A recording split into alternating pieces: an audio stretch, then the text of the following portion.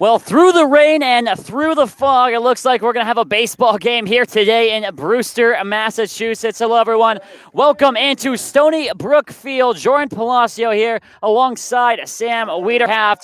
Lots of doubt about whether this game is going to be played. And Sam, it looks like we're going to at least try tonight. Yeah, this is incredible. It rained all through pregame, everything infield, batting practice. It rained pretty hard, but they're going to try and get this game in the infield.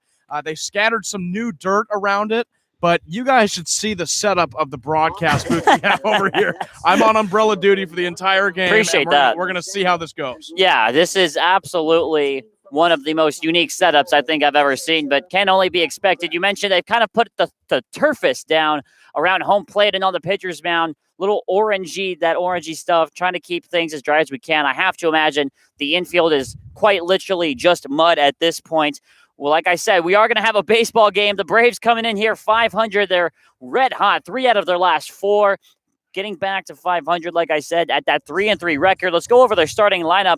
Xavier Warren is going to be retaking his normal spot atop the lineup, leading off at third base. Alika Williams follows him at short. Alec Burleson in DH in the 3 spot. Cleanup man is A.J. Curtis over at first base. Jimmy Glowacki gets back into the action here in the 5 spot at second.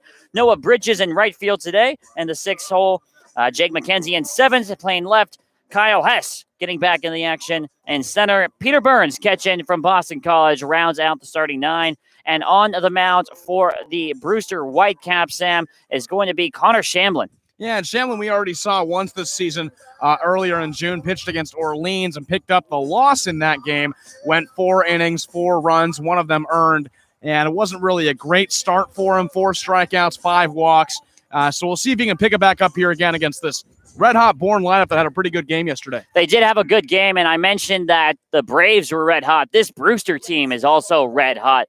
4 straight wins, 1 over Orleans. On the doubleheader Sunday, Brewster beat the Harbor Hawks from out of Hyannis twice, and then last night was a makeup game. They beat Hyannis for the 3rd time. So Brewster comes into the season starting off 0-3, now find themselves atop of the East Division at 4-3 with 8 points. Warren is in the box, and we are all set for baseball.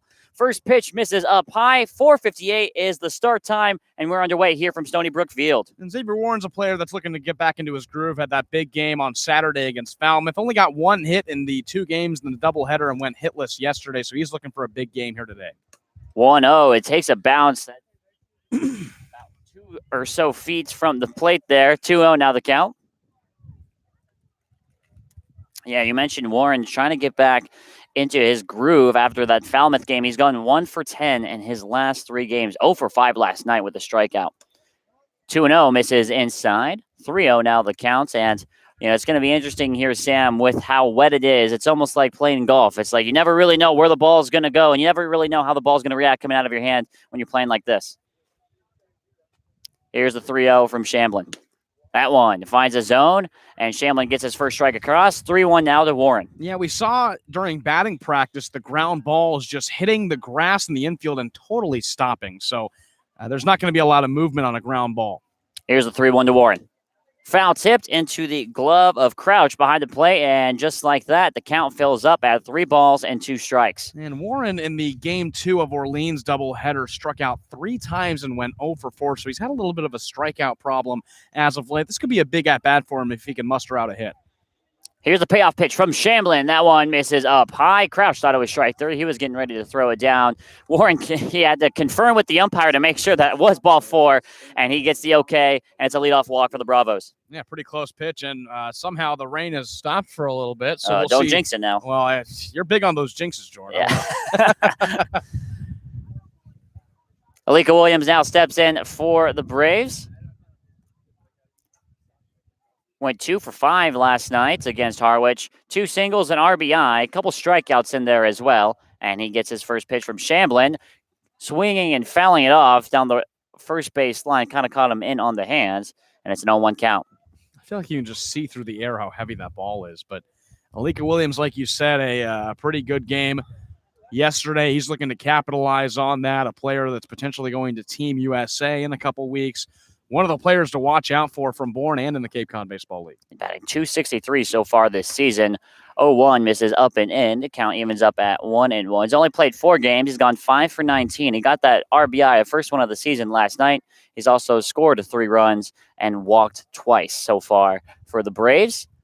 Warren, the runner over at first. Shamblin sets, hands meet at the chest, kicks and fires the 1-1, and that's in the zone, and Aliko falls behind 0-2. Xavier Warren over at first already has a stolen base in the Cape Cod Baseball League, so we'll see if he tries to go at any point in this at-bat. Bourne trying to get a runner in scoring position potentially with Burleson on deck. 2 strikes on Williams. Shamblin takes a breath.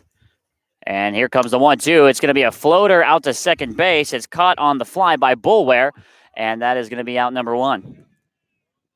Yeah, pretty good contact off the bat from Williams, but just floated in the air a little too long, and an easy play over at second. That'll bring up Alec Burleson, who also went hitless yesterday.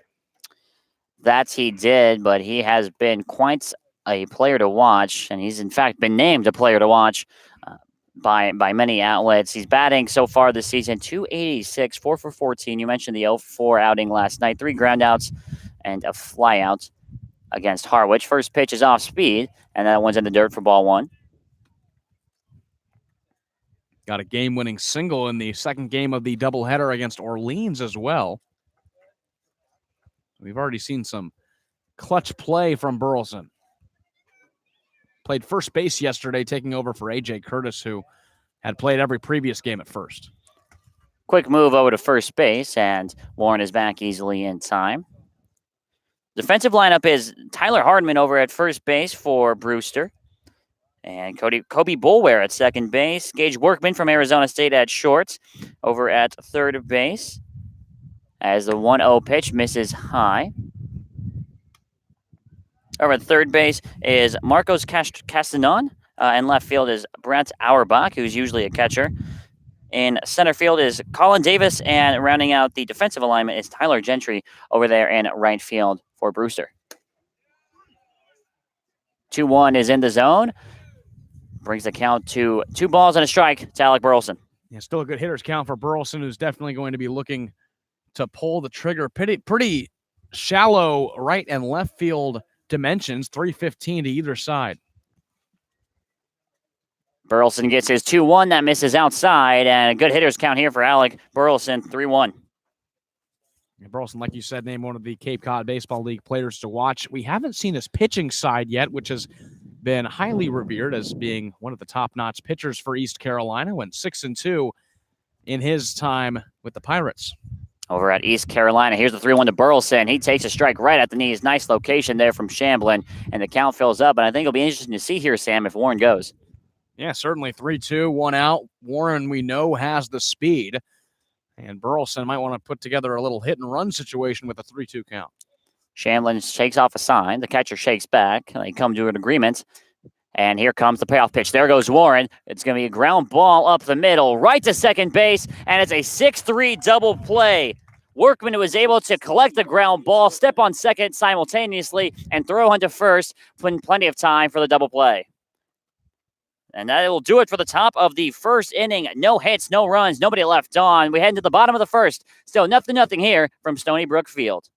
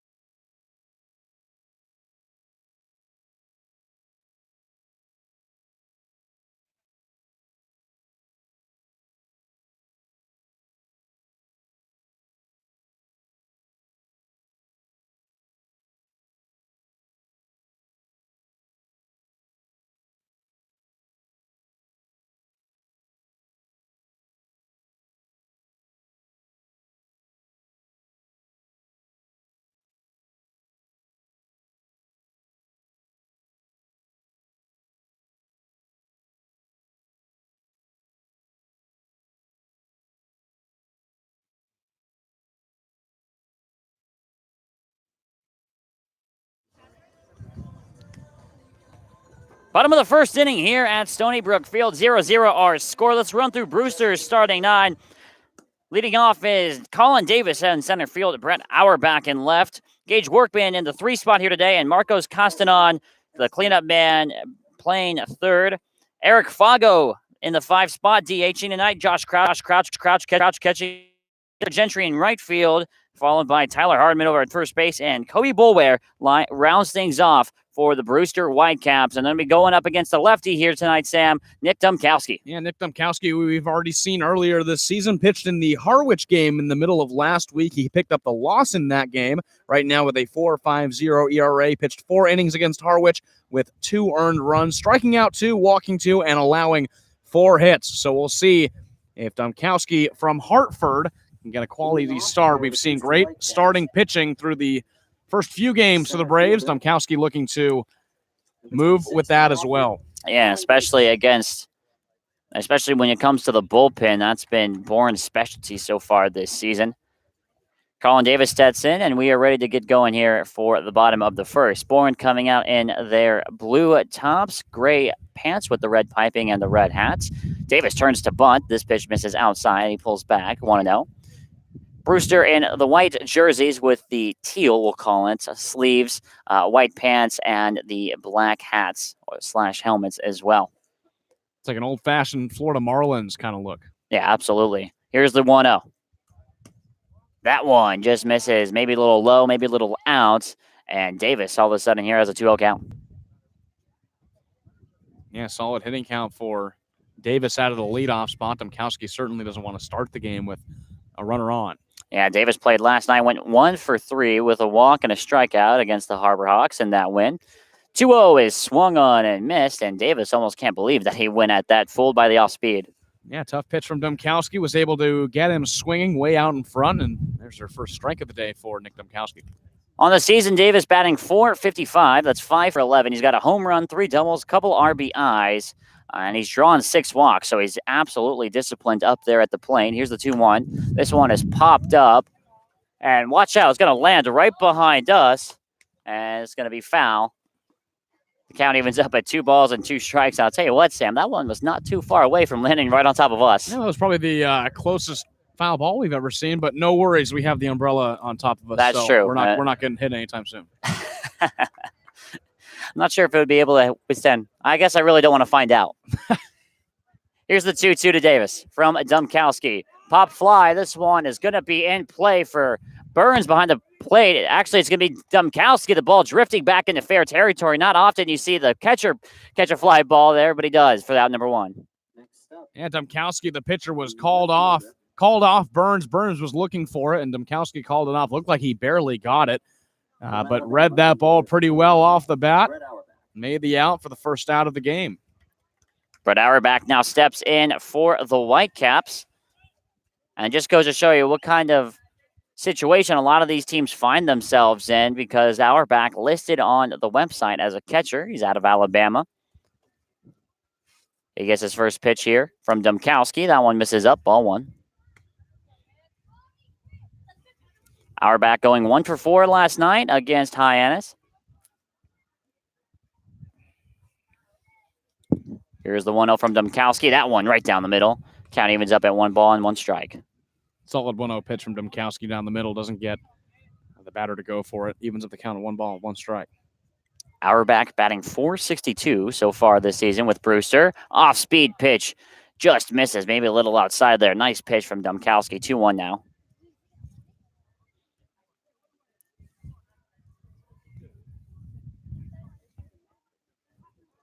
Here's the 2-1. That one misses down low. Another close pitch. Dumkowski is here. He's flirting with the strike zone. Can't find it yet. 3-1 now. Yeah, he's close around it, but he can't give Auerbach a good pitch to hit here. 3-1. He's got to be careful around the zone. Here's the 3-1 from Dumkowski. This one pops straight up on the infield in between Alika Williams and Xavier Warren. Williams is calling for it. He's got it with 2 hands, and that is the second out here in this bottom of the first. Solid 3-1 pitch from Dumkowski. Gets Auerbach to fly it up in shallow left field. Alika Williams put it out, no problem.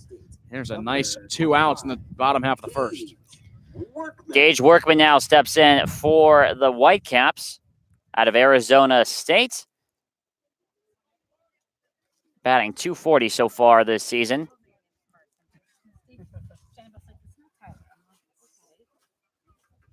Domkowski fires the first pitch off speed down low for ball 1. It's interesting. Both these teams in the second and third spots in the team ERA, with Brewster at second, Bourne at third in the whole league. 1-0. Watch out. Fouled straight back into Peter Burns. I believe it got him in the mask. Man, that hurts. Yeah, certainly a foul tip right into the mask, but Burns seems to be okay, and everything's settled. 1 ball and 1 strike. Yeah, those always take a couple of seconds to kind of reorient yourself, get your bearings back.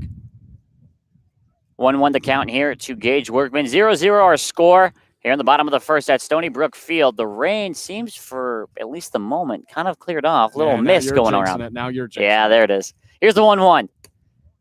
That one misses outside. Now 2-1 to count.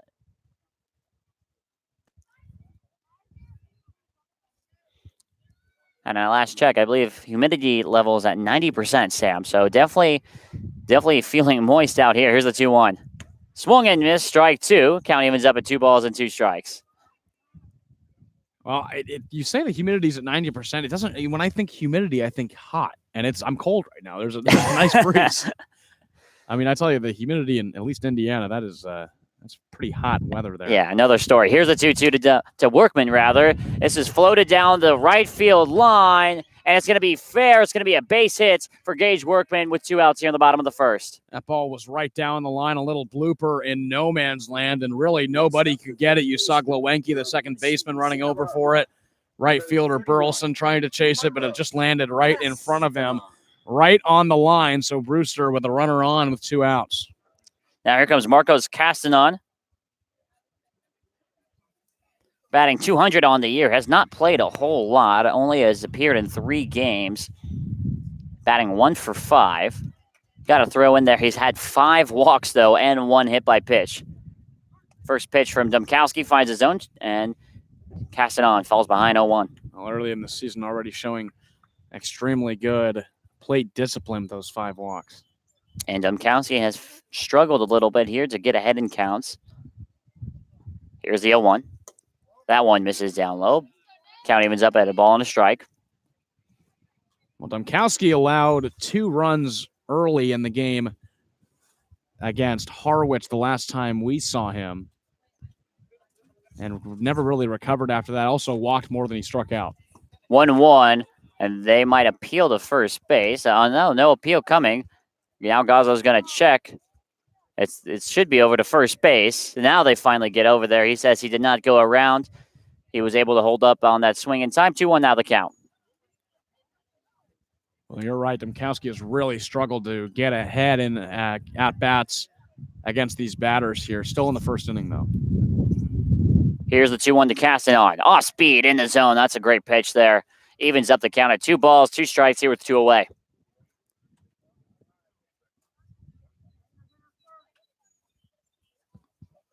Would be a big out to get right now for Nick Domkowski. Don't want to throw more pitches, especially out here in the mist, in the misting weather with the rain. 2-2 runner goes. There's a fly ball to left center field. This one is going to find the gap. The runner is going to come in and score. Workman comes all the way around from first base. It's a 2-out double for Marcus Castanon. That was a great 2-out hit for Castanon to left center field. Solid contact off the bat, especially with 2 strikes, and ends up getting the RBI. Joran, one of the things we've seen and one of the main themes throughout the first few games of this season is how well teams are able to get runs home with 2 outs, and Brewster shows it there. They're on top here early, 1-0. And no chance for Hess or McKenzie over there in left center field. Just found the gap right at that 375 left center marking. And another base hit here, too, and the Brewster could take a 2-0 lead. It's Eric Fago now for the Whitecaps, and he looks at a first pitch ball from Domkowski. Fago so far on the year for Brewster, batting 111, coming from Stetson University, 2 for 18, with a home run being one of those 2 hits. Last night he went 1 for 4 with 2 RBIs and a run scored against the Harbor Hawks, and Brewster's win. Demkowski takes a look at second, and here's the pitch. Misses down low, and the count now quickly is 2-0. Fago with a huge frame at 6'5", 245 pounds. Just a huge player, which for Domkowski means a bigger strike zone. Definitely built like a small forward, or maybe even a power forward at 6'5", 245. Here's the 2-0 to Fago. That one skips behind Peter Burns, and Castanon is going to take third on the passed ball, and it's ball 3 as a result as well to Fago. 3-0 the count with a runner on third. We've seen some catcher struggles early for the Braves. They keep rotating through 3 catchers. We saw Jake Campbell in the doubleheader first game against Orleans get stolen on about 3 or 4 times, and that one gets away from Burns. So Brewster threatening to add more to the board here in the first. Demkowski finds himself in a little bit of a jam here. 3-0 counts here to Eric Fago. Runner on third, but there is 2 outs. Here's the 3-0. That one is in the dirt once again, and it's a 4-pitch walk to Fago. Demkowski showing some early struggles with placement of the ball, trying to get in the zone. That ball had no chance of getting home or getting into the zone. And there's a 4-pitch walk, and now Brewster has runners at the corners. Josh Crouch now steps in for Brewster as Pete Burns, the catcher for the Braves, steps in front and signs the first and third defensive alignments. Castanon, the runner on third. Fago over at first base. And Crouch there in the batter's box, awaiting his first pitch. And here it comes from Domkowski. 5 consecutive balls now as this misses up and away.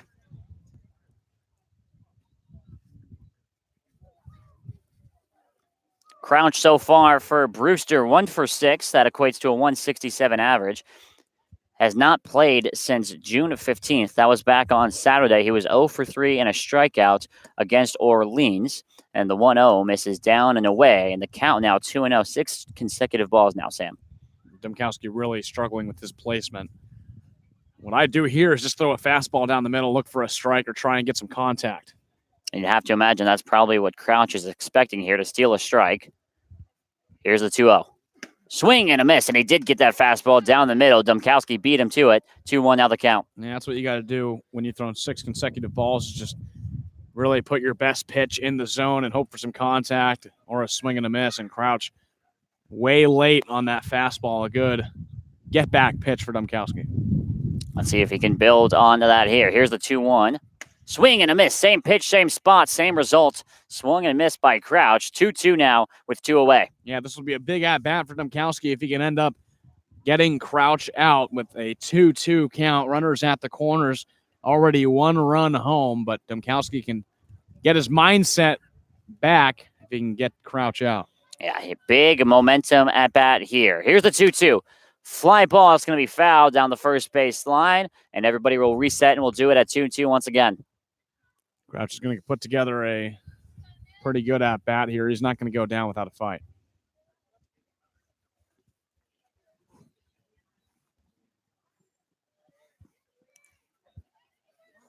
Runners at the corners. 2 on, 2 balls, 2 strikes, and 2 away here in the bottom of the first. Here's the pitch to Domkowski. The runner stealing. Burns is going to throw down, and they got him in plenty of time. Fago trying to take second. Nothing doing there, so it will be Crouch to come back up in the bottom of the second inning. We end the first inning. It's 1 run, on 2 hits with 2 people. Only 1 actually left on after the caught stealing. Our score heading into the top of the second is Brewster 1, Bourne 0.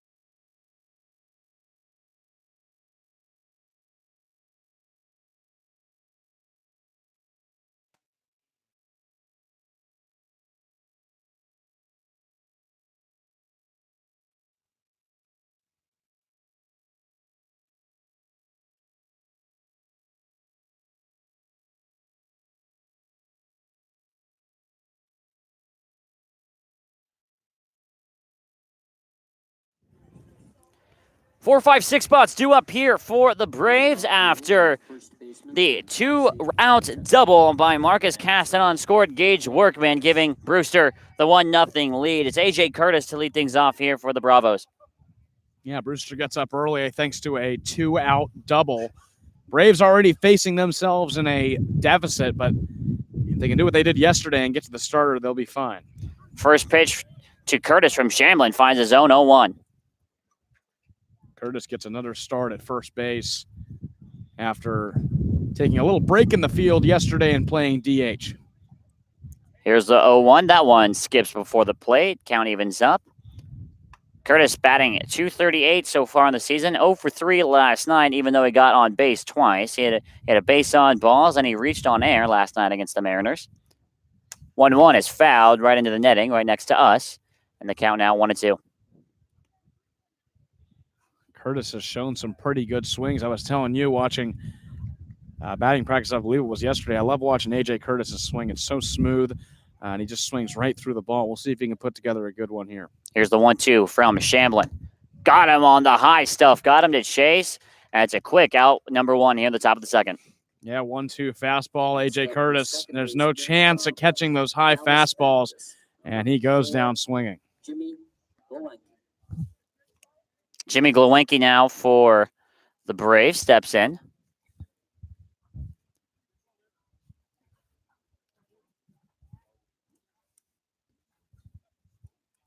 And he gets his first pitch from Shamblin. That one misses down low. McKenzie, usually a shortstop, right now playing left field and has gone kind of cozy in that left field spot there, Sam. Yeah, certainly. He's made a little bit of a home out there in that area. 1-0 pitch is a pop-up into shallow right field, and the second baseman, Bullware, calling for it, and he puts it away for out number 2.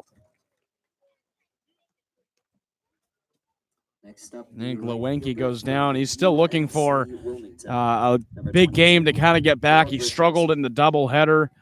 Had an RBI double in his first game here. He missed the opening day. Arrived here early, but he's still looking to get his bat together. Noah Bridges now for the Braves, stepping in. First pitch misses down low, ball 1. Bridges had a big-time double in the game yesterday against Harwich. Another guy, a temporary guy that's fighting for a spot on this team. Yeah, he absolutely is. Here's the 1-0 to Bridges. That one misses up high. 2-0 now the count.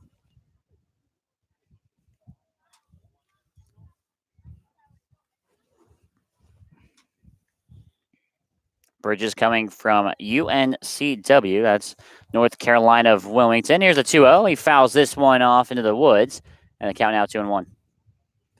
He's a fast player, too. We've seen him make some pretty good plays in the field. Had a diving catch last week in right field.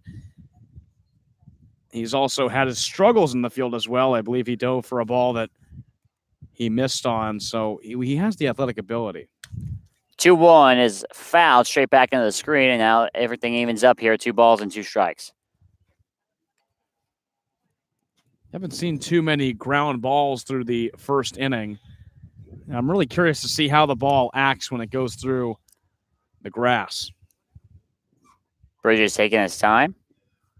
Shamblin taking his time as well here. Now here is the kick, and the 2-2 delivery is outside, and the count fills up now. 3 balls and 2 strikes to Noah Bridges. And Bridges with 2 outs, certainly swinging away at any good pitch here, 3-2.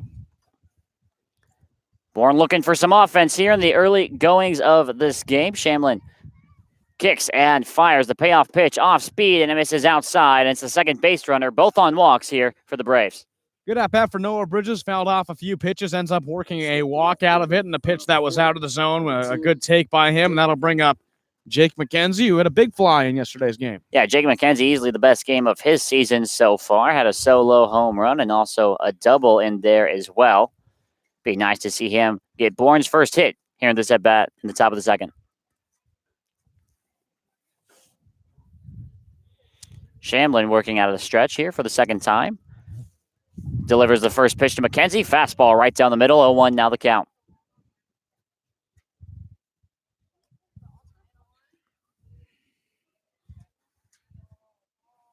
McKenzie out of Fordham University. There goes Bridges, the runner. It's a high pitch. It's going to be close over there, and Noah Bridges steals second base.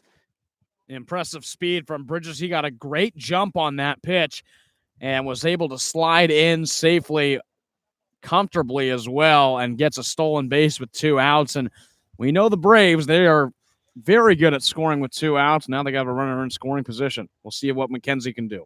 Bridges has been caught once stealing before. This time he gets in plenty of time. And now Shamlin being put under pressure a little bit here in the top of the second inning. It's 1 ball, 1 strike to Jake McKenzie. Bridges the runner at second base, and you have to think that a base hit is going to score him. And now some miscommunication between Shamlin and Crouch. They're going to have a little talk. Yeah, some extra pressure added with Noah Bridges getting over to second base. Probably just getting each other on the same page here with 2 outs. 1-0 our score here. Brewster on top of the Braves.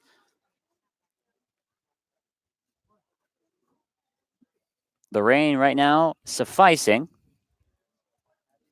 It's gone away a little bit. Here's the 1-1. That one misses down low, 2-1. The original thought, Sam, is that this game might only go 5 innings, and then they call it just to make sure that the game gets played. Yeah, that was the feeling around the team, but with the rain kind of holding up, we don't really know how long this game is going to go. There is rain projected in the forecast for basically the rest of the night, but for right now, there's a little bit of window. 2-1, the count to Jake McKenzie. Here's the pitch. That one is in the zone. McKenzie had a face like he should have swung at it. Now, count evens up at 2-2. All McKenzie's focused on is getting a hit into the outfield that can score Bridges to tie this ball game back up. He has to defend here 2-2. 2 balls, 2 strikes, 2 outs, and number 22 over on second base in Noah Bridges. Here's the pitch. Breaking ball into dirt, and they're going to check to make sure if he went, and he did not. He was able to hold up in time. The count fills up at 3-2. That was close for McKenzie. Luckily, he holds up on a pitch in the dirt, but he works this now to a 3-ball, 2-strike count. He's going to probably get a ball that he can hit somewhere, hopefully in the outfield, he's thinking. Kyle Hess is the man on deck for the Braves. Here's a 3-2. That one misses up high, and Hess will come to the plate. It's a nice walk there from Jake McKenzie. Yeah, there's another solid at-bat. McKenzie was able to work that to a 3-ball, 2-strike count and a good take on a ball that was way high and outside. So he gets on first and second. Brewster has a force out at third, and Hess trying to knock a few RBIs home in this at-bat. Runners on first and second for the Braves. Bridges on second, McKenzie over at first. They trail 1-0 here from Stony Brook Field. Shamblin, the pitcher, takes a peek at second and comes home. That one misses low. They're going to have to try and back pick Noah Bridges, but he's back in plenty of time. Bridges was leading off a little too far there. Was able to get back in time. The throw wasn't great from behind the plate, but just checking on Bridges over on second. He already has 1 stolen base. Yeah, keeping him honest over there.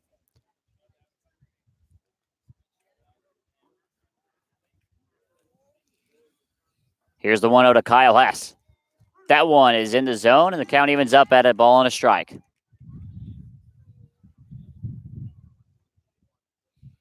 The Braves with the lowest batting average in the Cape right now. Looking to increase that as the season moves on. Shamlin takes a look at Bridges, who's got a sizable lead over there. Here's the 1-1. That one misses down low. The count now 2-1 to number 21. It certainly says something when you have the lowest batting average, but Bourne still with a 500 record. Right in the middle of that West division. The pitching has really carried them there. Yeah, the run differential is an even 0. 18 runs scored, 18 runs allowed for the Braves throughout the first 6 games of the season. Here's the 2-1. Swung on and missed. Hess got hit the pitch he was looking for there. Just couldn't catch up to it. The count now evens up at 2-2. I guess you can say the Braves are probably the most average team right now in the season. 3-3, even run differential. Pretty high ERA as far as standings, but the lowest average, so it kind of evens out. Shamlin sets.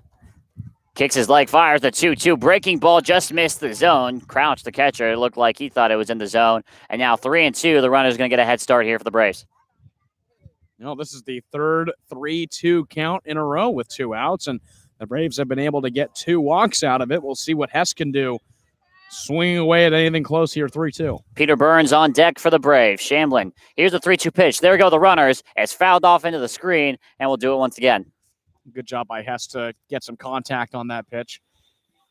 Stay alive, 3-2. He was right on it, just a little bit late. Big opportunity here for the Braves to get even and give themselves a chance at even taking the lead here. The ball that finds the right spot with the runners moving might score McKenzie over there from first base. Here's the payoff pitch once again, 3-2. It's a fly ball into center field, and it is caught by Davis out there after he took a second to kind of read it. But that is all she wrote. There is no runs, no hits, 2 left on for the Braves. We head to the bottom of the second. It's still Brewster 1, Bourne nothing here on the Braves at Baseball Network.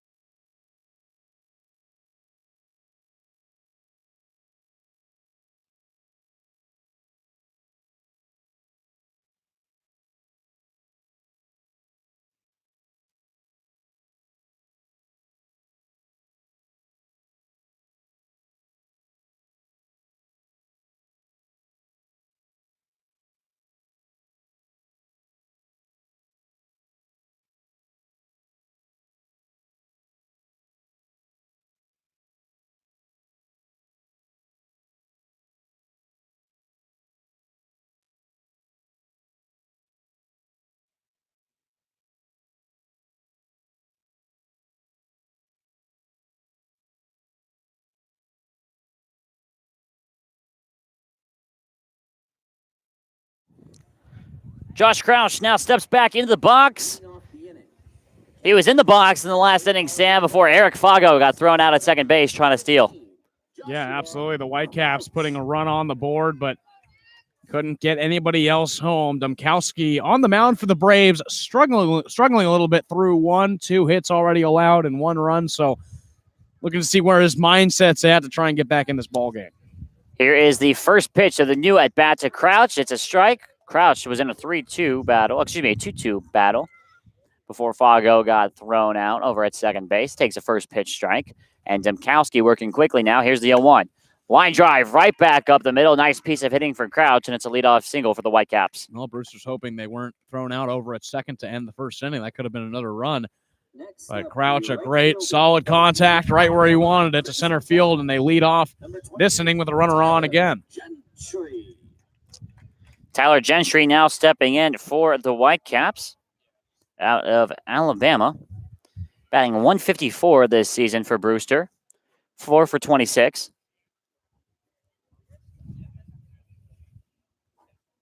Three hits so far for Brewster. Domkowski, the lefty, takes a look over at first. Kicks and fires off speed. And this misses up high for ball 1.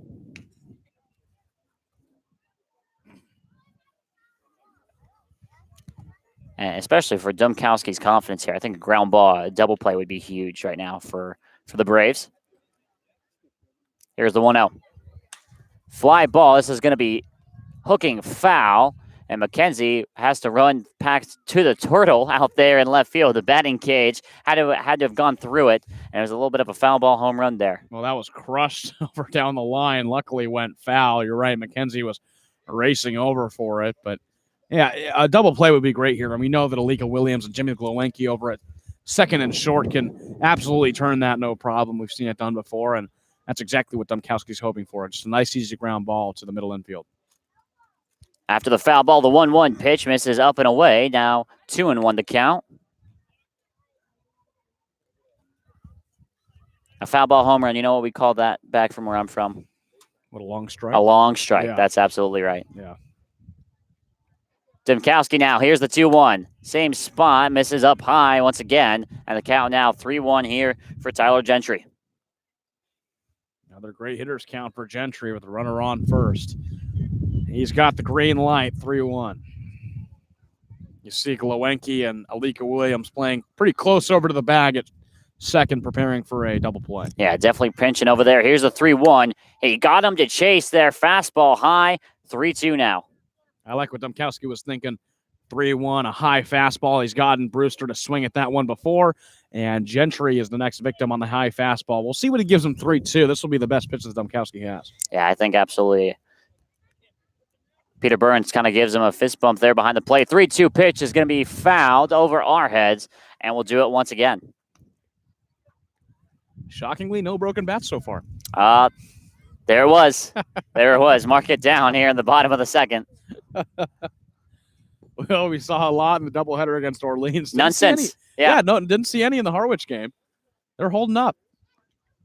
Just one of those nights, perhaps. 3-2, nobody out. Runner stays at first for the time being. This one fouled back into the screen. And for the third consecutive time now, we'll do it again. Dymkowski really working Gentry at the plate. Nobody out.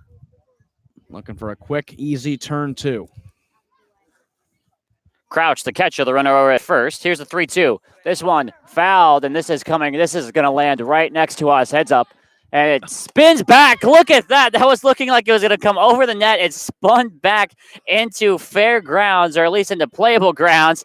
And Peter Burns able to put it away for out number one. That was right over our heads. I think you were getting scared over I was getting ready to catch it. But hey, I'm sure this old Mac laptop got a great view of it for everybody at home. Pete Burns right behind the plate, making a fantastic play right in front of us. And he was able to track that one down for the first out. Right in your face, quite literally. That's great concentration from Burns, too, to absolutely track that ball in while it moved throughout the air. Tyler Hardman now for Brewster after the first out. Breaking ball from Dymkowski's in the dirt, 1-0. Well, I think we both kind of were protecting ourselves. This equipment would have been gone. If that ball landed on it, that's a no doubter. I was kind of in the middle. I couldn't tell if it was going to go over us or if it was going to land right on the table. 1-0 is drilled into center field. Back on it goes Hess, and he is going to almost make the catch. It was so close, leaping over the fence, but it's a 2-run home run for Tyler Hardman, and it's 3-0 Brewster. Now, off the bat, you knew that was going to go far, and Hess over in center field looked like he might have had a chance on it, just didn't read it right at the wall. It landed to his right side, and he didn't put the glove in the right spot, and just like that, Brewster on top here, 3-0. He was definitely trying to time it up with his jump, and he just the alignment was off. Like you said, glove not in the right spot. That shot going out to straight center field. It's about 400 feet that way.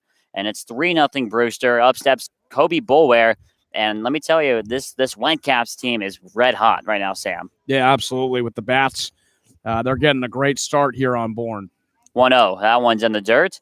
Counting out 2-0. And Dymkowski here having some trouble.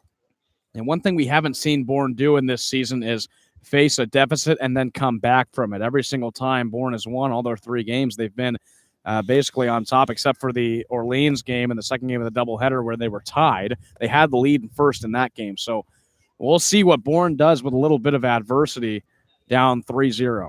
Yeah, you're right. They have not come from behind yet so far this season. Only 6 games have been played, and there's still a lot of time, at least we think, to go in this one. Here's the 2-0. That one misses low once again. And now the count 3-0. Like we mentioned, originally the idea was that this game might only go 5 innings. Here's a 3-0. That one's in the zone, 3-1 now.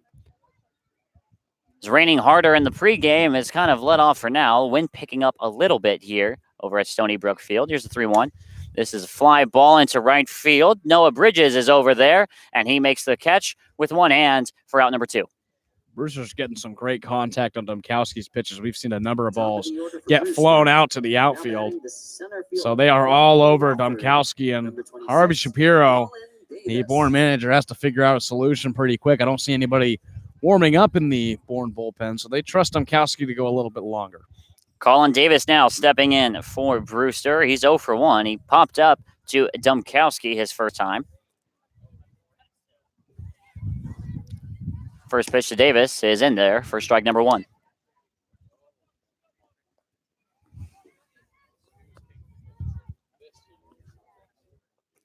You want to play meteorologist for me for just a second? Give us a little bit of an update. Yeah. What's Siri telling us? Here, tell us after this pitch. Here's the 0-1. Swung on and missed off speed. Big swing from Davis there, and he falls behind 0-2. Well, my little iPhone radar, 30% chance of storms at 6, 40 at 7, and 40 at 8.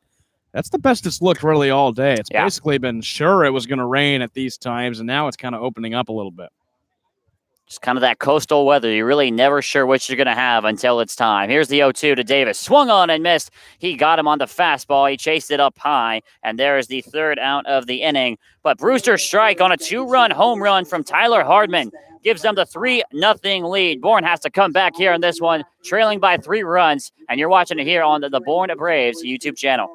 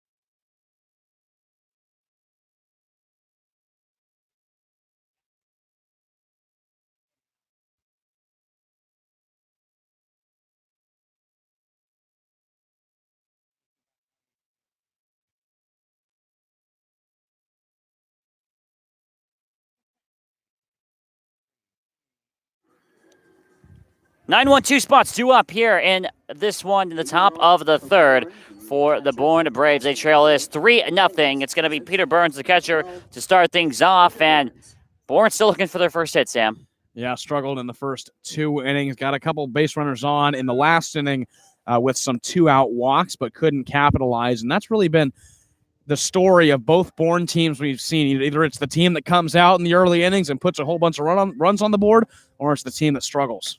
Peter Burns squared around to bunt. He let it go, and it's out of the zone for ball 1. We see Peter Burns. He is excellent at bunting. He's dropped down a couple sacrifice bunts in that second game against Orleans. Yeah, we did. We saw 2 of them, 2 perfect bunts that advanced base runners. Here is the 1-0 from Connor Shamblin, who's pitched a beauty so far. This one's in the dirt, and Burns leads 2-0. These Braves still working on playing with each other, but consistency is really going to be one thing to work on. Yesterday, they came out firing on all cylinders on the batting side, put 5 runs on the board. 2-0 is a strike right in at the knees, right down the heart of the plate. 2-1 now the count. And it's a tough balance, Sam, because when you look at it on paper, these guys have only been playing with each other for a week so far. Yeah, absolutely. And they're all coming from different colleges and still trying to get adjusted to playing out here in a different area. 2-1, same spot, and it's in there for strike number 2. It goes from 2-0 to 2-2 here. Peter Burns having the battle. One thing Bourne did good yesterday's game was putting runners on with nobody out, and Burns trying to do exactly that here in the top of the third.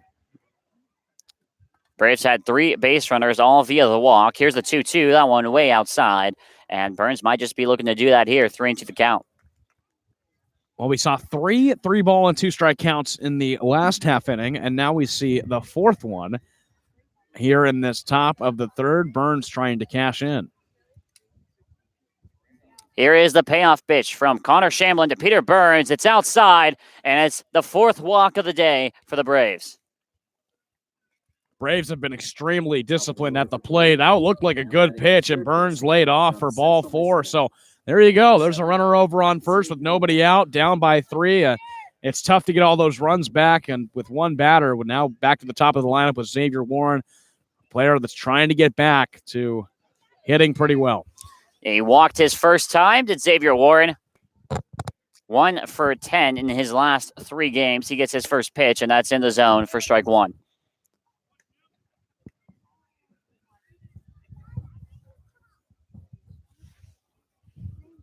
Peter Burns, the runner over at first base. The Braves trailing 3-0 here in this top of the 3rd inning. As Shamblin, who's worked in the stretch quite a lot so far, as Burns is going to steal on the pitch, and he is out by a mile. Bridges stole second in the 2nd inning. This time, Pete Burns gets caught trying to go. Well, I don't really understand that one. Burns, a catcher, trying to steal second, possibly trying to get out of the double play opportunity, but Bourne had a pretty precious base runner, and it looks like through one time through the lineup, those are going to be pretty sacred with no hits so far, and they steal Burns. Looking at Harvey Shapiro over at third. He seemed pretty confused. But here's the 1-1 to Warren. That's foul straight back into the screen, 1-2. And we've seen a couple of faces like that from Harvey Shapiro where he's kind of like, what in the world did I just see? You would have to think there, Burns is not slow by any means, but not fast enough to steal second. You have to think perhaps maybe missign and miscommunication on some party there. Well, we saw one of those last week, too, with Cody Morissette as well. Here's the 1-2 to Warren. This one misses up high, 2 balls and 2 strikes now.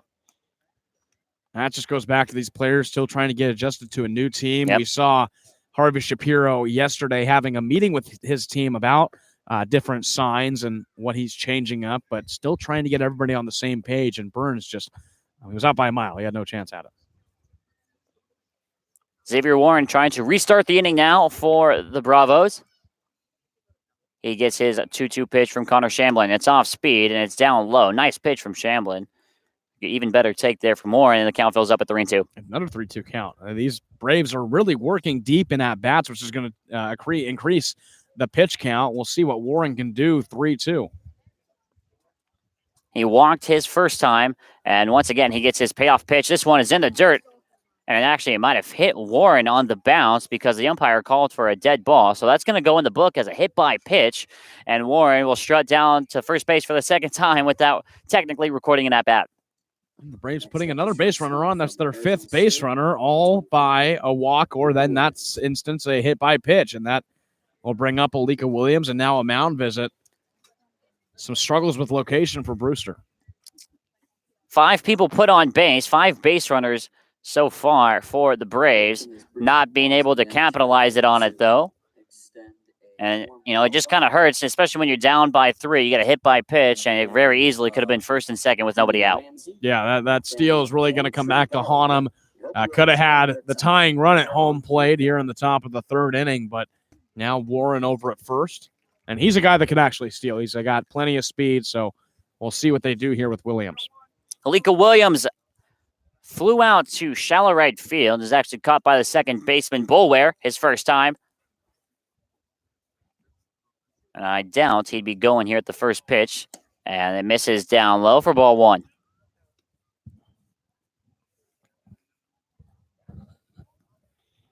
Williams did a couple singles last night. He's widely believed to be going to Team USA tryouts over in North Carolina. It's a 10-day long tryout. 1-0. It's going to be a pickoff move over to first base. And that's absolutely not Shamblin's best stuff. Just kind of reminding Warren that he's over there. A lot of the players that are due to come to Bourne, heading to those Team USA tryouts. Heston Kierstad, one of them. Casey Martin as well from Arkansas. 1-0 pitch by Williams. That's a base hit and the first base hit of the day so far for the Braves. Warren is going to hold at second base. The relay comes in, and that was the hardest hit ball that the Bourne Braves have hit so far today, Sam. Yeah, they got it to fall in the outfield safely for a nice single with Williams. Now, without that throw out over at second, this would be a bases loaded situation with Alec Burleson coming up, but now it's 1 out. There's a double play opportunity for Brewster. To Alec Burleson, who struggled in his past few at-bats last night and today. Yeah, including the at-bat earlier today. He is 0 for 5, looking for his first hit since the walk-off hit against Orleans on a Sunday night. Grounded into a double play his last time up in the top of the first. Gets his first pitch. And it's a big swing and a miss. He was late on the fastball. Yeah, very late. A great pitch to blow it right by him. Braves need something here to get the momentum going here. It's kind of a little bit flat. I think you can kind of sense it here at Stony Brook Field. Shamlin takes a look over at Warren at second base and now fires the 1-0. It's ground ball right to third. That is brought in by Castone. On to second. They got the out there. The throw to first is not in time, so it's going to go as a fielder's choice. They get Alika Williams out at second base, but it's runners on the corners here with two away for A.J. Curtis. A wild throw over to first base that was way out of the area of the bag, so Burleson will get on. That allows runners to get on the corners with Curtis coming up. He's going to have a clutch at-bat here and try and get at least one run home to get Bourne on the board here in this ball game. Yeah, definitely. It feels like the Braves kind of need this too, at least for momentum's sake, something to get excited about because so far only one hit. They have had tons of base runners so far in this game. Shamlin takes a look over at Burleson at first. He's not going to be going anywhere. Xavier the Warren, the runner on third, and they're going to make a move over to first.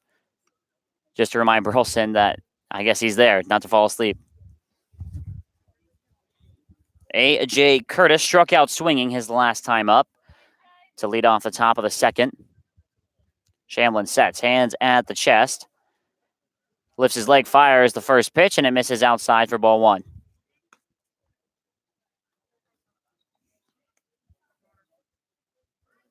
Harvey Shapiro throwing out the signs. Now Curtis steps in, up 1-0. Braves desperately here. Need a base hit. Here's the 1-0. That one is in the zone for a strike. Caught the outside part of the plate, and the count evens up at a ball and a strike apiece. Curtis just working on being patient, easing into at-bats, seeing a couple pitches, and really waiting for his one that he's going to pull the trigger on. Warren, the runner on first. Warren at third, Burleson over at first. So the 1-1 pitch is fouled straight back into the screen. Now count 1-2.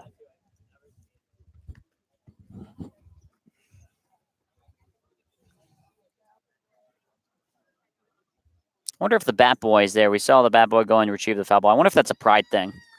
You know, I'm going to get this foul ball. You're not. Hey, for me it would be. A competition, yeah. I would turn that into a competition, that's for sure. You can see them staring down each other from the opposite dugouts. I think so, too. That's going to be a story to watch. Here's the 1-2 to A.J. Curtis. And it hits him right off the elbow. And, oh, man, that hurt. That's a 90-mile-an-hour fastball coming right up at you. And he's shaken up by it for sure. You can hear him kind of groan after that pitch. Hit him right in the arm. A tough pitch. You felt it from here, and he's headed on over to first. The good thing is Bourne has loaded him up now with Glowenke up. 2 outs. We saw a similar situation yesterday in the second inning where Bourne loaded up the bases. That time it was no outs, and they couldn't get anybody home. That's one thing that Bourne really has to work on is taking their opportunities and running with them. We've seen them leave. We've seen Bourne leave a lot of runners on base, and Glowenke, who didn't play in yesterday's game, is looking to try and cash this opportunity in and get some runs on the board. A great opportunity with 2 outs and the bases loaded. Yeah, Curtis being checked up on over there at first base, and you have to hope he's okay. Yeah, it's such a fast pitch. Yeah. Right into the arm. And it looks like he's going to be good to go after getting checked out.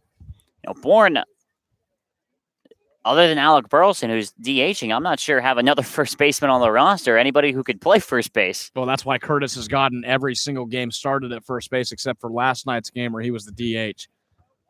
One of the more reliable players on this team. Yeah, now it's Jimmy Glowenke stepping up. He's got bases loaded here on the top of the third. The Braves down 3-0 and could really use a big base hit to get the fire started here at Stony Brook Field. Here's the first pitch from Shamlin. It's off speed. It's going to be a foul ball right over our head. Heads up. And it's going to be a strike 1 to Glowenke. And Glowenke just a little bit late on that fastball. He's certainly looking to get on top of one here. We've seen Shamblin has had trouble keeping the ball in the strike zone.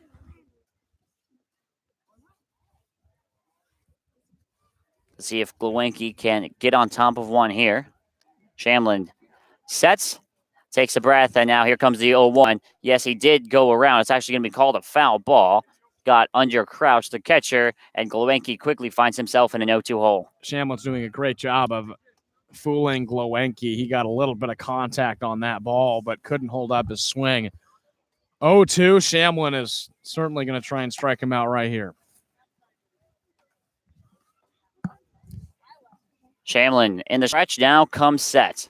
Curtis, the runner at first. It's Burleson at second, Warren at third. The 1-2 is off speed. The 0-2, rather, is off speed. Now the count becoming 1-2 after that one missed high.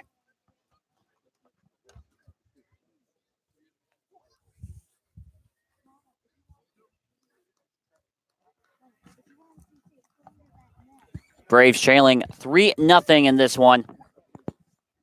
Trying to get something on the board here in the top of the third. A 1-2 misses down low with the fastball, and the count evens up at 2-2. That's a nice take there from Glowinky. Glowinky picking up some tricks from his other teammates, working deep into at-bats. He's now forced 4 pitches out of this at-bat where he was down 0-2. We've seen a lot of 3-ball, 2-strike counts. Glowinky trying to work that deep. He popped up to second his first time back in the top of the second inning.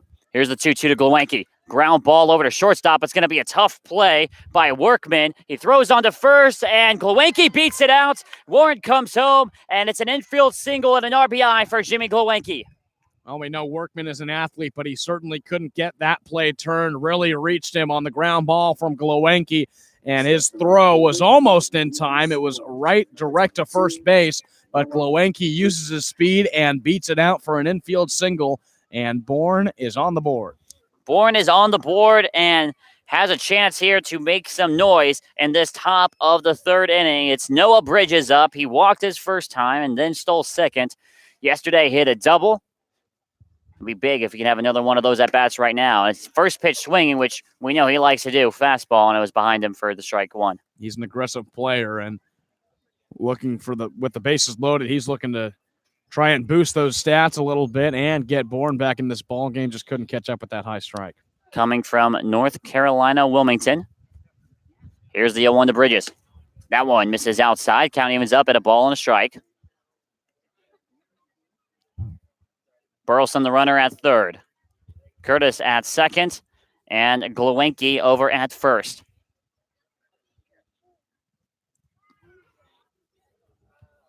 Shamblin comes with the 1-1 pitch. That's down low, crossing at the ankles. And now Bridges has the lead 2-1. Bridges seems pretty relaxed out there in the box with the bases loaded, 2 outs. He's seen 2 balls already, a hard swinging strike. He's feeling confident about this at-bat. He definitely has the opportunity to make an impact on this game right now for the Braves. 2-1, misses up and out. It's 3-1, and Shamblin finding himself in some trouble here against Noah Bridges. Bridges, we know, has some power. Actually saw him hit a home run in batting practice today, a pretty far double yesterday's game against Harwich. So 3-1 count. Noah Bridges is certainly looking for something down the middle. Shamblin sets, hands at the chest. Here comes the 3-1. It's an off-speed pitch in the zone. Bridges kind of shakes it off, and now here we go. 3-2, 2 outs, and the bases are juiced. Yeah, he kind of shook off his head there and shook that pitch off. Pretty close, but you're right. 3-2, 2 outs. All runners will be going on this pitch. Here we go. Big at-bat here in the top of the third. Bourne trying to climb their way back after being down 3-0. Here's the payoff pitch, and it's down low. Shamblin walks in a run, and the Braves climb within 1 run. 3-2 here in the top of the third. Another walk suffered by Shamblin. They'll have a meeting on the mound. Noah Bridges, a great at-bat and a good take. Another pitch that was pretty close that he easily could have gone for. He shows some discipline and gets in another run home for the Braves. Next up, the left fielder. 3-2. The go-ahead runner is Glowinky on second.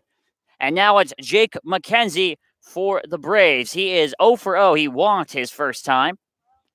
And the top of the second inning had the home run last night.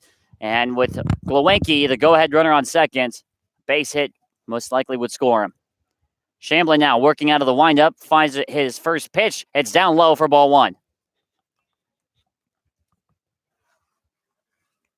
And you can sense a little bit of a momentum switch, and we're going to have a time call here, and they have a meeting on the mound, and I believe this might be the end of Connor Shamblin's day.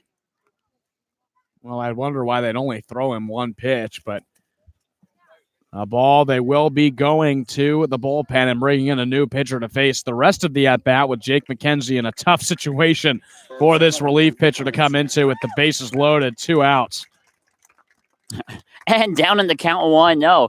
That would tell me that they were probably meaning to make the switch before the at-bat started, or maybe at least see what Shamblin throws. But Shamblin's day comes to an end. He is responsible for all the runners on base.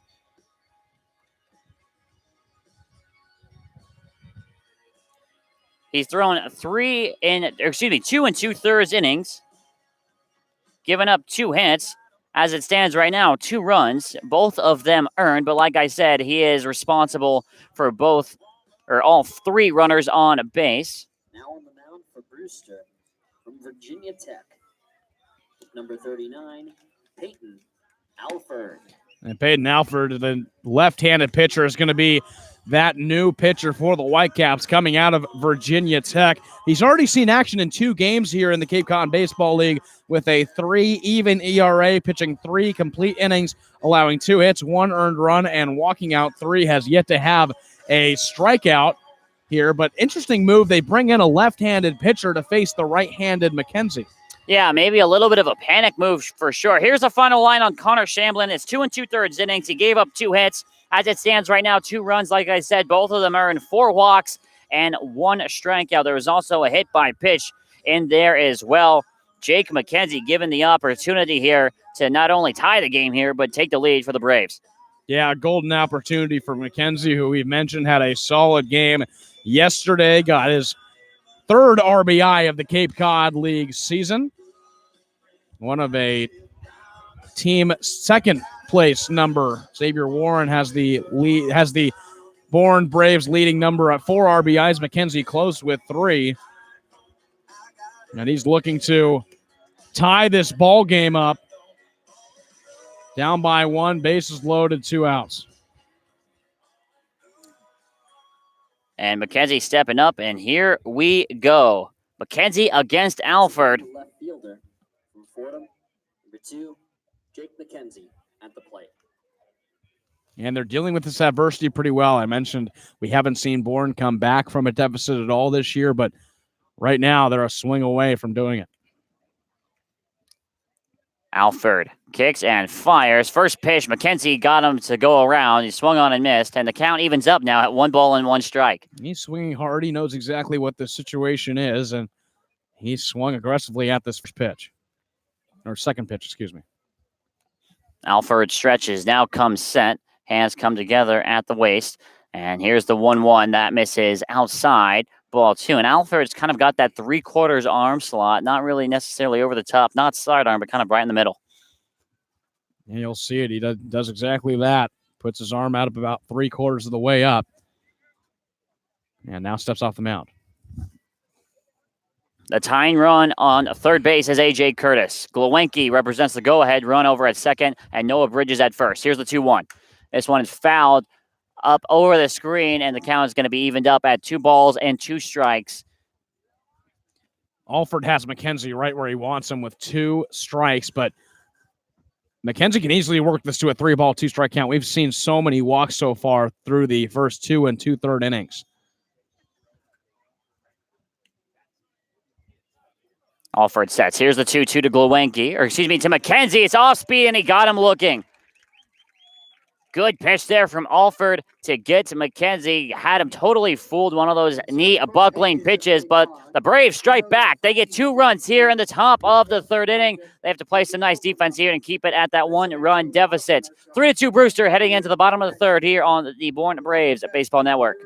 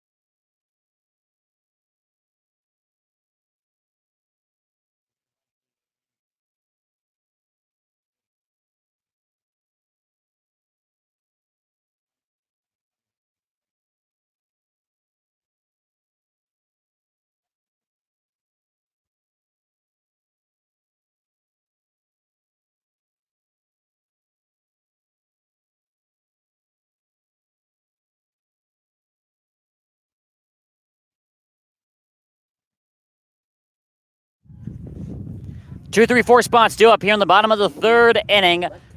Brewster maintaining their lead, but Bourne coming close. 3-2 our score, and it's going to be Brett Auerbach stepping in for the Whitecaps here in this home half of the third inning, facing Nick Dumkowski, and he fires in there first pitch strike. Auerbach coming from Alabama, hit 462 there, just 462 in the Cape, 6 of 13 so far on the season.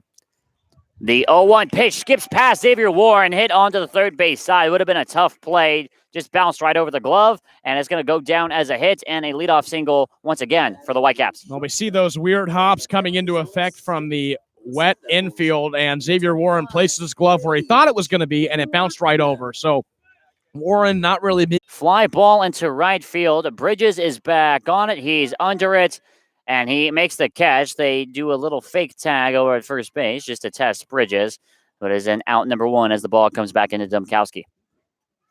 Next up, the third baseman from UC Santa Barbara, number 31, Marcos Castanon. Marcos Castanon now for the Whitecaps. He is 1 for 1, had an RBI double that scored Workman his first time up. And he once again comes in with another runner on first base.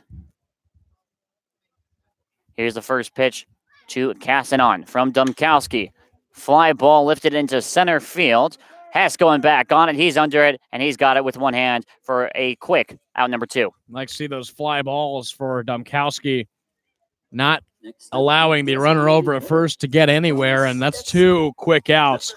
That's exactly what Dumkowski wanted to see on the mound. Yeah, he's reacted well to giving up the leadoff single. You could have easily fallen into the trap of, oh, here we go again, another good long inning. But so far, so good for Nick Dumkowski. He faces Eric Fago now, the DH. There goes the runner. Burns throws onto second base, and the ball skips by Glowenke, and it's a stolen base for Brett Auerbach. Auerbach, good jump on it, had speed. Burns didn't quite have the throw. It bounced in front of Glowenke, covering the bag at second, and skipped over where Alika Williams had to pick it up. But just not good accuracy from Burns behind the plate allows runner to get over to second. Ball was in the dirt as well. Would have been an incredible throw if he was able to get it there on time. So now it's a runner on second for Fago. He walked his first time and then was later caught stealing. 1-0 misses down below his knees. Count now at 2-0. Second stolen base. We've seen a lot of stolen bases in these past couple games, haven't we, Sam? Yeah, players trying to showcase themselves, showcase their speed in front of these scouts, and looking to put more runs on the board, too. Here's the 2-0 to Fago from Dumkowski. Foul ball, and once again, right into the mask of catcher Peter Burns, and that's brutal right there, Sam. Yeah, he just kind of sits there. He hasn't gotten out of the crouch yet. He's still trying to process that ball right into his cage. But a very hard hit, foul ball. And he kind of gives the umpire, he says, I'm good. And umpire giving him a pat on the back, saying, if you need anything, I got you. 2-1 to count now to Eric Fago, the DH, 6'5", 245. Tallest non-pitcher so far that we've seen this season. Auerbach, the runner over at second base. And Dumkowski looks his way, now kicks and fires home. This one misses high. And it's a 3-1 count now to the DH.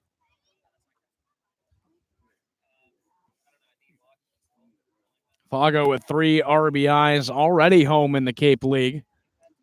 Trying to make that 4, a 3-1 count. Green light. Runner over at second. 2 for 13 so far this season.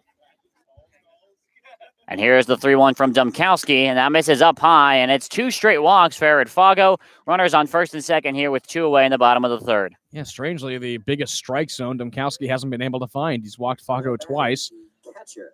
And that'll move up in the lineup. Still 2 outs, but runners on first and second. Josh Crouch now stepping in. He's 1 for 1, singled his first time in the bottom of the second, and later came in to score thanks to the 2-run home run from Tyler Hardman.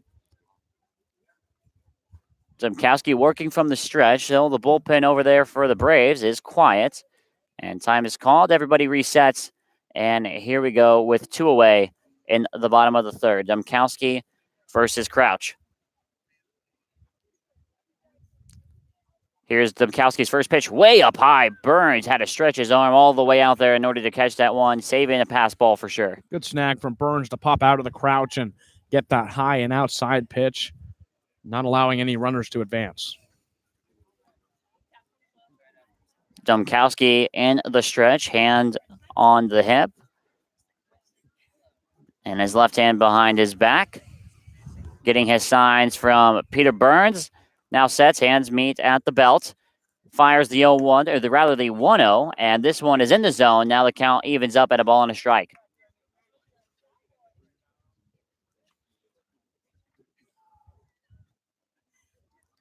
Brett Auerbach led off the inning with a single and then stole second. Eric Fago just walked the batter before. And now here's the 1-1. Misses up high, 2-1. Now the count to Josh Crouch. 2 outs. Domkowski just looking to get out of this inning without being touched. His offense supported him a little bit in the top of the third inning, making that 3-run deficit back to a 1-run deficit. Yeah, just needing to keep his guys in the game. Here's the 2-1. Misses up and out, and he falls behind yet again. Both pitchers so far have had trouble finding the zone, and it's 3-1 here to Crouch. You have trouble finding the zone, especially with 2 outs. Domkowski really struggling to end this inning. Domkowski comes sets here. Needs a strike. Here's the 3-1. There's a fly ball into right field. Noah Bridges going back on it, just in front of the wall. He turns around, and he makes the catch, and Domkowski gets out of the inning. It's no runs off of 1 hit. Nobody scoring, obviously. 2 left on, and we're heading into the bottom of the third, or excuse me, the top of the fourth, I should say. Bourne still behind 3-2 here, and you're watching it on the Bourne Braves YouTube channel.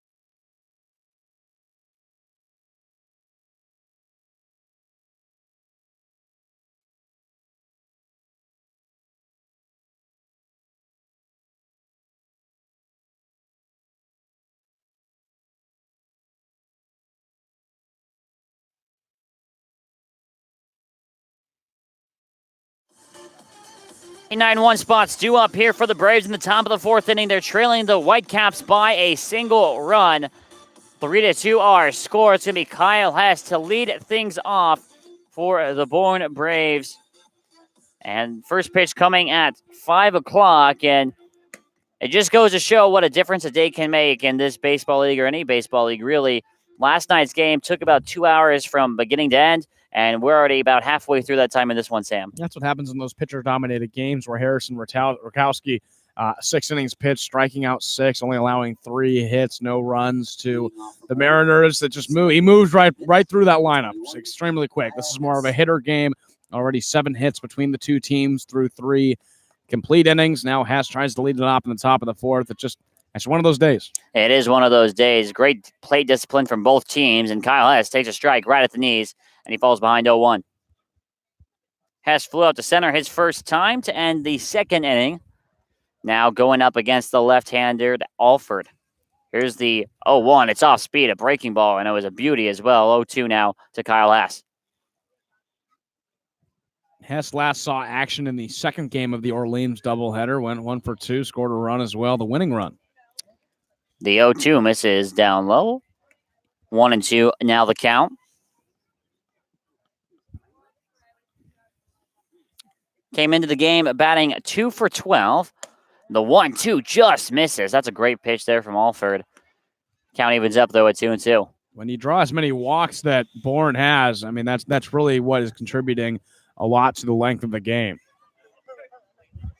Here's the 2-2 to Kyle Hess. Off speed, this one takes a bounce in the dirt, and the count once again runs full. I mean, this was an at-bat that started 0-2. Hess was down deep in the hole. He takes some pretty good pitches and works this to a 3-2 count. He could draw another walk here. This is going to be the 8th full count of the game so far for Bourne, and this one's fouled straight back on the screen, and we'll see another full count pitch. 8 full counts, and I believe 6 walks out of it. I believe you are right. That's a pretty good success rate. Alford from the windup kicks, and it's going to be yet another walk on a 3-2 count. Bourne have done a great job being disciplined up at the plate, and it's a leadoff base runner for the Braves. Yeah, Hess took some really, really close pitches in that at-bat and was able to work a walk out of it. That's the 7th walk of the day for the Braves, and they start off the inning with a base runner.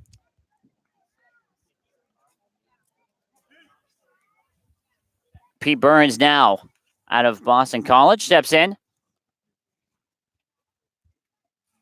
And first pitch misses down low. Can you guess what he did his first at-bat, Sam? I am going to guess he walked over first. He did walk on a 3-2 count, no less. Yeah, he walked his first time back in the 3rd inning. Caught stealing. Going to second base. As Alford in the stretch now comes set. And here comes the 1-0. That one fastball is in the zone. Count evens up at a ball and a strike. Wouldn't be surprised if we see a possible sacrifice bunt from Pete Burns. He hasn't turned around for it yet. He had 2 sacrifices in the second game of the Orleans doubleheader. 2 pretty solid bunts as well.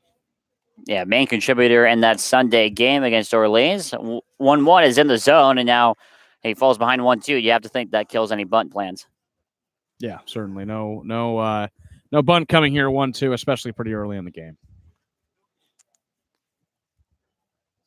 We were thinking originally that we might only be playing 5 innings today. It's dried off ever since, so it looks like we're going to play until we can. Pickoff move over to first base was close enough at least to get a call from the umpire over there at first base, but Hess is back in time. You mentioned that. I think I just felt a raindrop. Maybe it was a twitch. I don't know. We'll see. I don't know. We'll see. It's that wet humidity. That's what it is. Could go either way. Here's the 1-2 to Burns. This one misses low. Count evens up at 2 balls and 2 strikes. And Burns is going to try and work this at-bat as far into the at-bat as he can. Don't be surprised to see another 3-2 count here. And if the count does go to 3-2, it would be interesting to see if Hess runs, as Burns got the signs from Harvey Shapiro down on the third baseline. And here we go. 2 balls and 2 strikes. Nobody out to Peter Burns. It's a ground ball up the middle, fielded by Boulware, flipped over to Workman, and it looks like he did beat the throw out to first, so he is safe. So it's going to go as a fielder's choice, 1 away for the Braves. Well, Burns was caught stealing the last time he was on base, but he shows some speed there by working out that fielder's choice and being able to get on a 2-2 pitch. He saw it, liked it, couldn't get that one right up the middle as it went over to second. Top of the lineup now for the Braves. Xavier Warren stepping in. He was hit by a pitch his last time and later came around to score. Has yet not technically recorded in that bat. He walked his first time, got hit last time, and they're going to move over to first base. Here's a close pickoff move over there. Alford has got a good move, but Burns is back in time. Alford knows that Burns was caught stealing his first time and knows he's liable to do it again, so he checks over at first in a close play.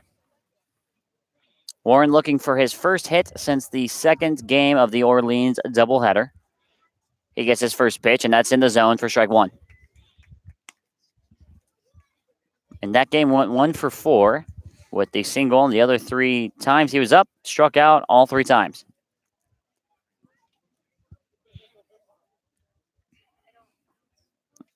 Alford gets his sign from the catcher Crouch, comes set, and is going to move over to first base again. This time, Burns gets back in without a slide. It's pretty aggressive from Alford to throw over there twice. He's really watching Burns over at first, making sure he's not trying to advance yet again. Alford comes set. And here's the 0-1 to Xavier Warren. It's a excuse me swing, a little check swing. Throw over to second base is not in time. And they get it out at first base. Alford going for the double play, threw off the bag to Workman, but Workman was able to throw over to first base to Hardman and get Warren out. So it's going to be a runner on second with 2 away here for the Braves. Throw was a little bit wild over to second, like you said, Joran, over to Workman. He wasn't even on the bag when he caught it, so he allows Burns to get to second. The throw to first was close. A lot of people over on our side thought that Xavier Warren had beat it. Very close play, but it's called the second out of the inning, and now it's on to Williams to try and get that tying run home. Yeah, check this one out. It's a 1-6-3 put out for Xavier Warren. And you mentioned it's Alika Williams with the runner on second base. First pitch is off speed and misses the zone for ball 1. Williams 1 for 2 so far today. Popped up to second base his first time and got a single his last. Alford comes sets, takes a peek at second, and here's the 1-0 to Williams, and that's down and in, and he's got the 2-0 lead in this count. Williams got his first RBI of the season in yesterday's ball game. Of course, one of the 3 returning players for the Braves who played here last year, and a team that got last place in the West Division. 2-0 the count to Alika Williams. Peter Burns, the runner at second base. Fly ball into shallow center field. Davis is under it. He looks like he has it, and he does put it away for the 3rd out. No runs, no hits. 1 left on base for the Braves in this top of the 4th inning. We head into the bottom of the 5th. They're still trailing 3-2 against Brewster here on the Bourne Braves Baseball Network.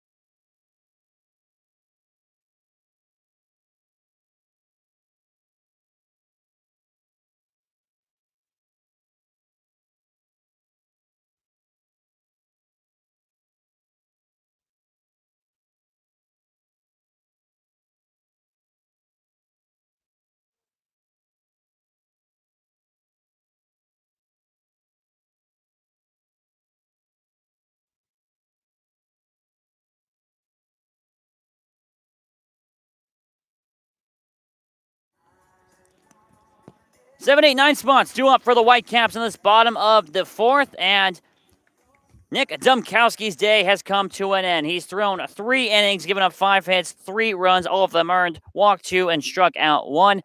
And the change coming up to the mound is kid out of UConn here, Sam, Carl Johnson. Yeah, Carl Johnson steps in, and it's the same story for Nick Dumkowski, just like his first start against Harwich last week.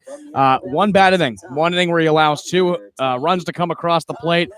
And a first inning that was also 1 run as well. But Carl Johnson now comes in. I've already seen him once. We saw him in the Falmouth game on Saturday. Pitched an inning there, allowing 1 hit and struck out 2 and walked 1. And it's Tyler Gentry stepping in. He takes his first pitch and he fouls it off. 0-1. So he'll come in to look to silence the lineup for the Whitecaps and allow Bourne to get back into this one. Here's the 0-1. That one bounces in the dirt. The count evens up at a ball and a strike. Gentry 0 for 1, popped up to the catcher right in front of us last time. Johnson working from the stretch here with nobody on. Fires the 1-1 pitch, swung on and missed off speed. Now falls behind 1-2. Is it cool if I do another meteorologist update? Please do. Okay, all right. 50% chances now as we approach the 7 o'clock hour. 1-2 is driven into left field. Jake McKenzie going back on it, leaping and makes the catch. What a play by Jake McKenzie, saving an extra base hit. Well, we saw a play like that yesterday, I believe it was, where he had to jump for a ball out in the deep outfield and left field. That time more of an athletic play that I can't believe he got over in left. McKenzie, typically an infielder, makes a nice snag over in left field.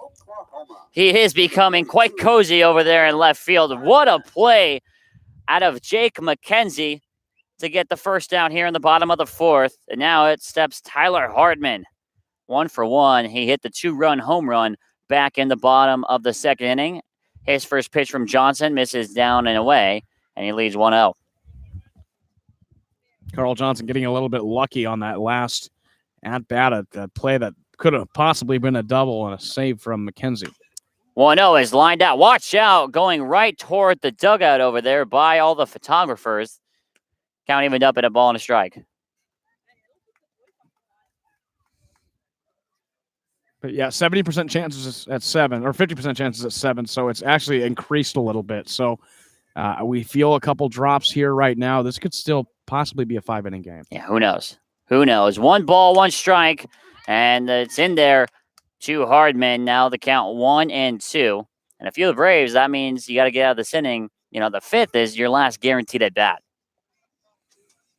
Yeah, we'll see what kind of game they play, if they try and go for it in the 5th or whatever happens.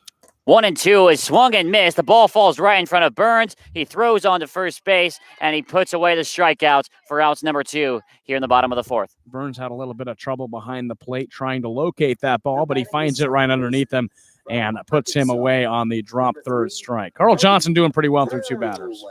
Now it comes up against Kobe Boulware, second baseman. He's 0 for 1. Flew out to Noah Bridges in right field his first time.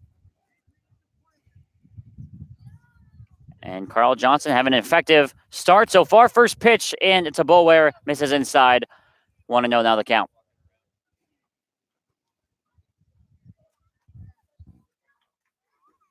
Here's the 1-0. That one misses down and away. Quickly, Johnson falls behind 2-0. For UConn, a 2-1 record at an ERA just a hair above 4 at 4.09. 2-0 pitch is going to be fouled down the right field line, out of play. Count now at 2-1. Only pitched 33 innings for the Huskies this past year, 27 strikeouts and 29 walks. Johnson pretty used to the relief role that he looks like he'll be playing most of the season here for the Braves. 2-1 the count here with 2 away in the bottom of the 4th. And here's the pitch to Kobe Boulware. He fouls it straight off, back into the backstop. Barely missed that one, and the count evens up at 2-2. Nick Domkowski had a little bit of trouble finishing the innings, allowing some runners to get on for the Whitecaps with 2 outs. Carl Johnson looking to finish the inning right here.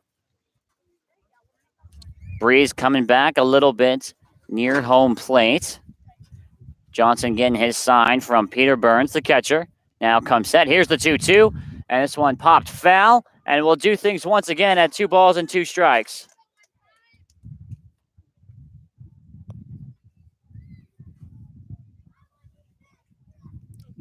Rain and wind looming in the forecast. Wind coming in a little bit right now. Very chilly night over here in Brewster. The 2-2 pitch is spiked, and the count fills up at 3-2.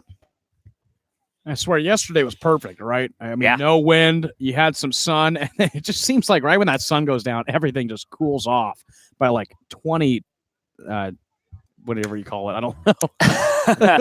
3-2 pitch is a fly ball into right field. Bridges is under it, and he puts it away. 20 degrees. That's what we were looking for. I was going to say temperatures, and I was like, that's not right. Yeah, yikes. That's that Butler education. Ooh. 1-2-3 inning here for Brewster. We're heading to the top of the 5th. Might be the last at-bats that the Braves have. Who knows? We'll see. 3-2 here, and you're watching it on the Braves YouTube channel.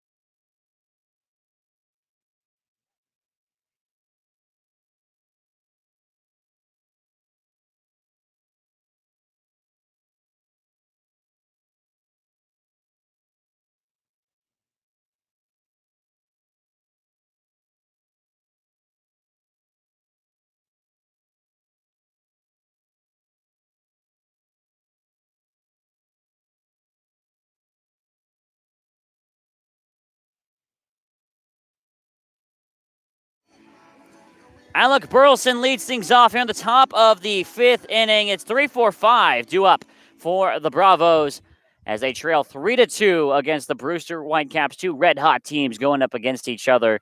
The Braves have won 3 out of their last 4, and for the Whitecaps, they've won their last 4 straight to take them from 0-3 to 4-3, and actually on top thanks to the tiebreaker of the Eastern Division. Burleson stepping in, 0 for 2, grounded into a double play his first time, and he looks at a first pitch strike. Big breaking ball there from Alford, 0-1 to count. And his last time up got on via the fielder's choice and came around to score. And 0-1 is that same pitch. This one at time. It takes a bounce on the dirt. 1-1 now the count. Braves got a rough start to the season at 0-2, but since then, like you said, they've won 3 of 4 and been playing some pretty good baseball ever since they figured out hitting. Here's the 1-1. Chopped foul down the first base line. Now Burleson falls behind 1-2. Braves right now in 4th place in the West Division. Hyannis 0-6-1 without a win, and with every team making the playoffs except for the last place team, Bourne feels pretty good right now. 1-2 pitch is that big breaker again. It's chopped towards second. Bullware is there. He's got it and throws on to first base in time for out number 1. A good play by Bullware on a slow ground ball that slowed up in the infield to get it out of his hands and out of the glove over to first base for the first out. Burleson continues to struggle. A.J. Curtis now steps in for the Braves. He is 0 for 1. He struck out his first time and was hit by pitch his last time right near his left elbow, kind of that bicep area. And I'm sure he's going to have a very nice bruise when he wakes up tomorrow morning. Here's the first pitch from Alford. That's in there for a strike, 0-1. Yeah, you can hear that from back here. That ball hitting his left arm. Seems okay now to swing away. Here's the 0-1 to Curtis. Fly ball into center field. Davis is under it. He takes a few steps in, and he makes a catch with both hands for a quick out number 2. Now batting the Certainly not what you want to see from the middle of the lineup, the players that are supposed to get some big-time hits for you. And now it's on Glowenke to try and revive this inning. Jimmy Glowenke is 1 for 2. He popped out his first time, and an RBI infield single his last time. And first pitch is in the dirt for ball 1.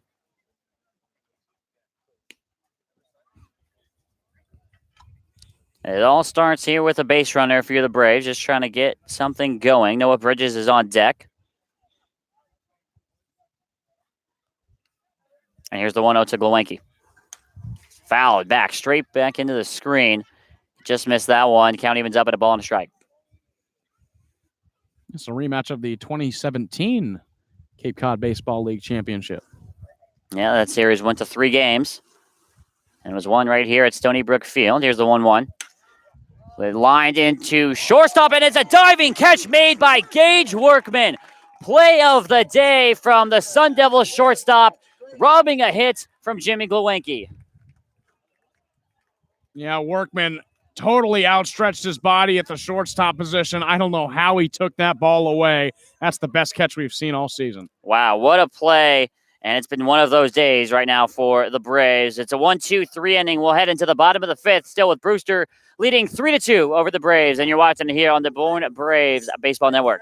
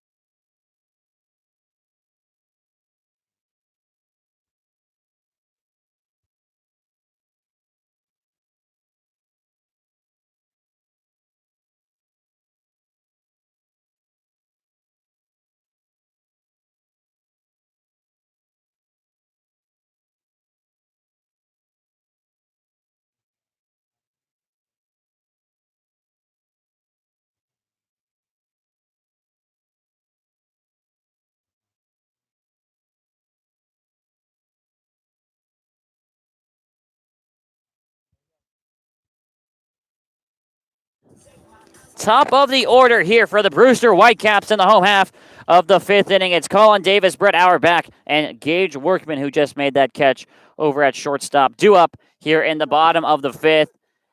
Braves still trail 3-2 against the red hot Brewster Whitecaps. Or should we say white hot Brewster Whitecaps? I like yeah, that. there it is. Carl Johnson still on the mound for the Braves after working a hitless bottom of the 4th. He sets and fires his first pitch. Big swing and a miss there from Colin Davis. And he falls behind 0-1. Davis is 0 for 2. He popped out to Demkowski his first time. Struck out his last in the bottom of the 2nd.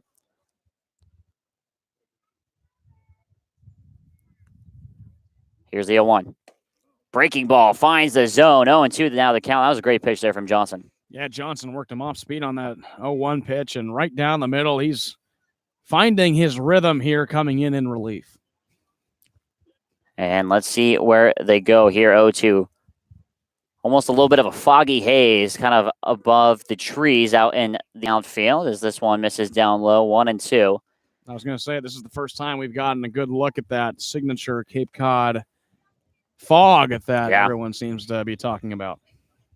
And we have it up close and personal here in Brewster. 1 ball and 2 strikes. The count, Davis. Johnson sets, and here is the pitch. This one fouled up. Heads up, this one's going to be out of play right next to the press box.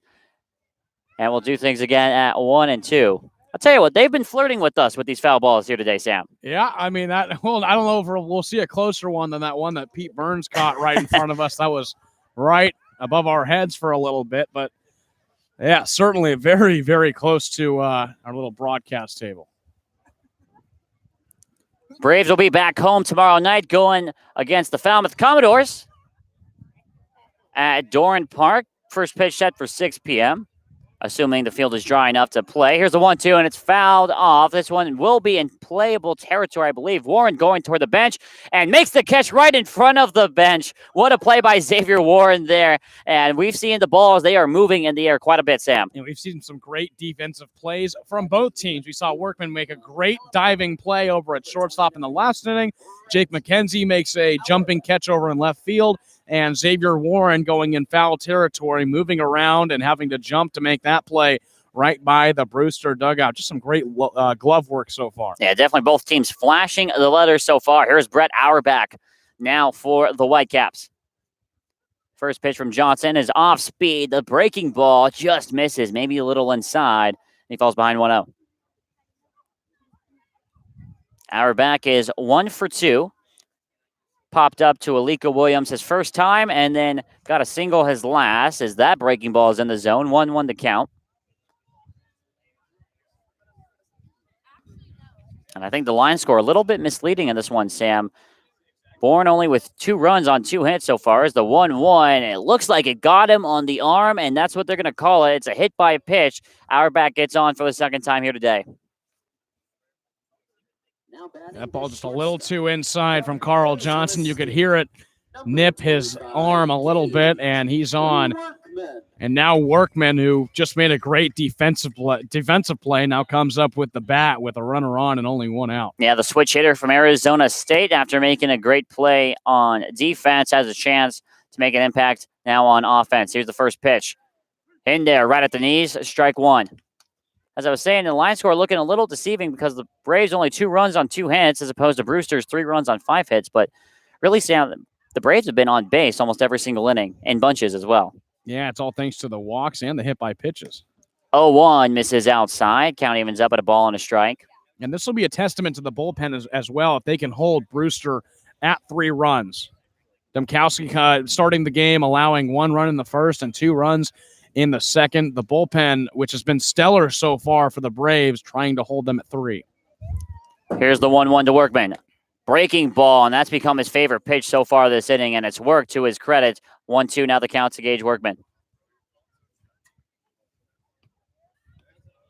And if you take out Shane Muntz's lone appearance in the first game of the Orleans doubleheader last Sunday, bullpens only give up 3 runs all season long. Here's the 1-2. Runner going. Pitch is called a ball. Throw on to second base, and plenty of time. Auerbach thrown out by a mile by Peter Burns. Great throw from Peter Burns behind the plate. That was a strike right into the glove of Aliko Williams over at second, putting on the tag easily.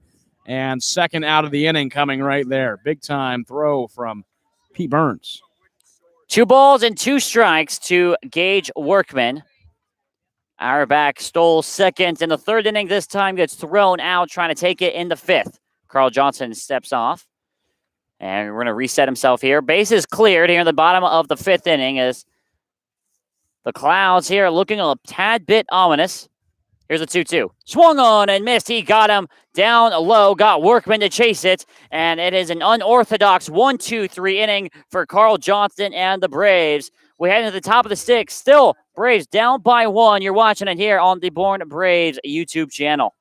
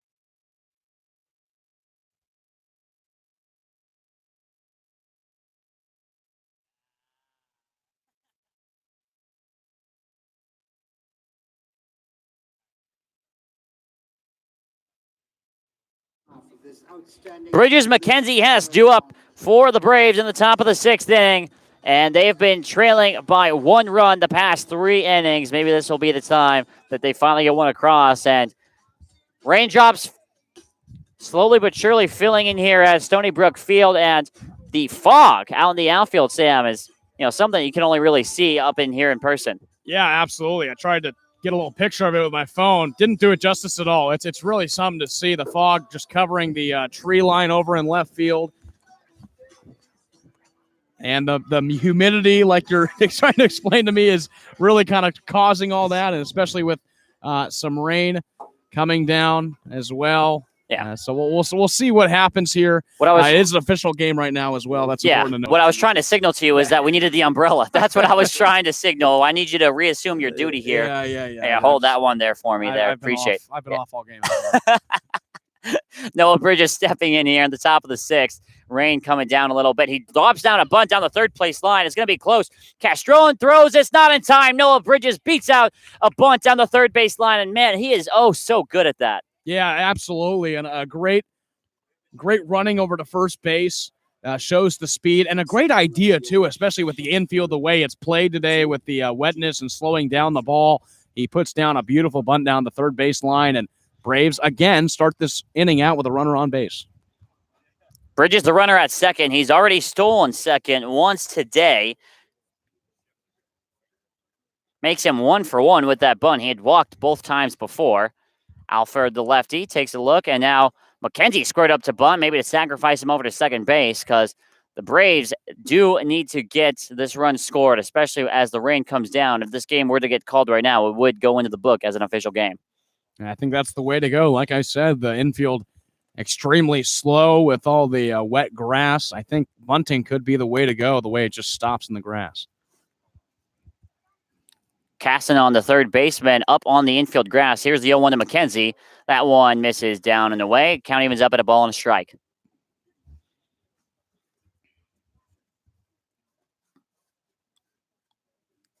McKenzie and Bridges both reading the signs from Harvey Shapiro down the third base line. A ball and a strike to count. And they're going to throw over to first base. Bridges is in there with a stretch of the right leg without sliding. And back in time. McKenzie's 0 for 1 today. He walked his first time and then struck out looking. He was Alford's first batter back in the third inning. Alford stretches, now comes set. Takes a breath, and they're going to throw over to first base again. Bridges back in time without a slide. And right before doing that, McKenzie had screwed up to bunt there, Sam. So it looks like maybe the sacrifice is still on. Yeah, we saw the first pitch McKenzie kind of square up a little late. That time he was bunting all the way. Now casting on the infield grass, takes a couple steps back, and now here's McKenzie. Squares up to bunt way early. Ball misses way up high, and it's 2-1 now. And go ahead, tell me, what's the quote from Moneyball? Oh, it's Brad Pitt saying, Yes. if they bunt, pick it up. Throw it to first. Say thank you. Exactly. They're giving you an out. And that's exactly what the Braves are trying to do here. Move Bridges over to second and trade the runner in scoring position for the outs. 2-1 the count to McKenzie. This time he's not bunting. And he watches this one outside. And what's better than a sacrifice bunt if you're going to get a walk? Yeah, absolutely. And another 3-ball count for the Braves. They've been able to work an incredible amount of walks in this game. I can't wait to do the game notes for tomorrow and just typing down how many players had walks in this game. We are nearing double digits for sure. 3-1 count to Jake McKenzie, and that one is down low. It's another walk for the Braves. They got runners on first and second here with nobody out, and up steps Kyle Hess. A big opportunity for Hess to look to give or tie this ball game up at 3. The Braves down by 1 right now with runners on first and second, threatening in the top of the 6th inning. Hess is 0 for 2 so far today. Flew out to center his first time and walked his second time. And you would have to think that it's probably another bunting situation here. Pete Burns on a deck for the Braves. You bunt 2 guys across to try and eliminate that double play. Alford in the stretch. Now comes set. Let's see what we're going to do. He squares around the bunt. He drops it right to the pitcher, Alford. He's only got one play. It's to first base, and after a shuffle, he throws over. It's a great bunt from Kyle Hess. Runners on second and third for Peter Burns. Hess does his job, advances runners over to second and third, and Burns also good at sacrificing bunts. We'll expect him to probably swing away here. Another thing to note, a fly ball is going to be kind of tough to track down here with the fog. Any fly ball, really anywhere, Burns could try and get a sacrifice fly here in this situation, but with the ball, the fog so close to the field, the ball is certainly going to be tough to locate in the air. And we're looking over toward the bench, maybe perhaps a pinch hitter coming in here for the Braves. Well, Burns is staying over by the dugout. I believe it will be a pinch hitter.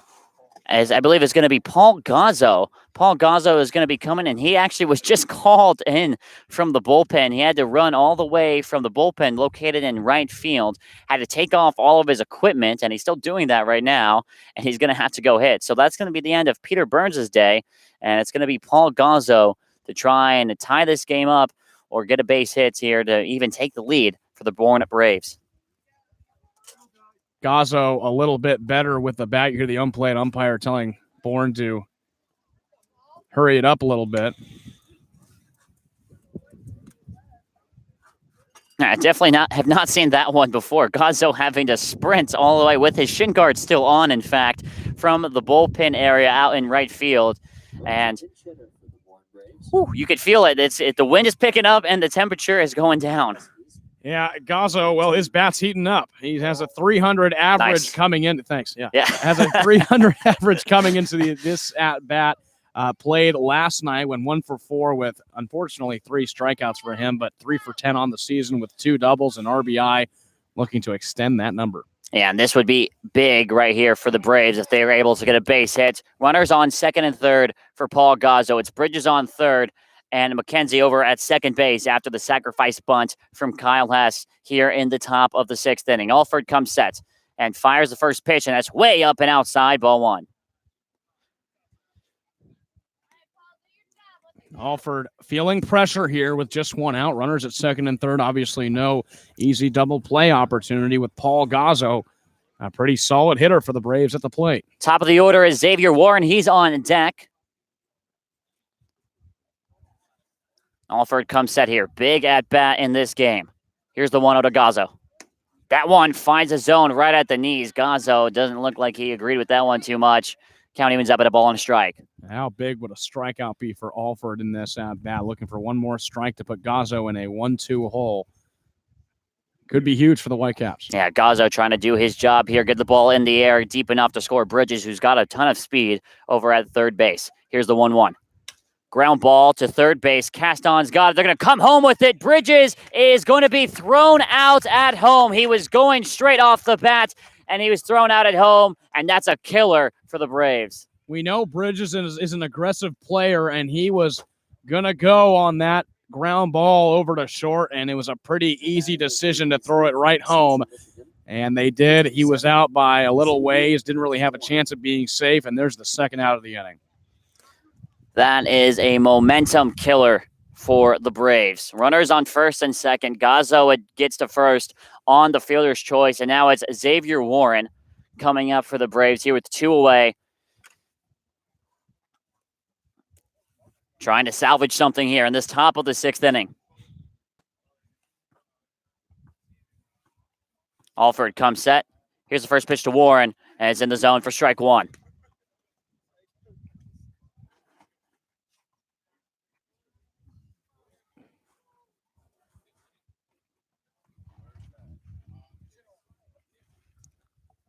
Can Brewster get out of the runners on second and third with 1 out unscathed?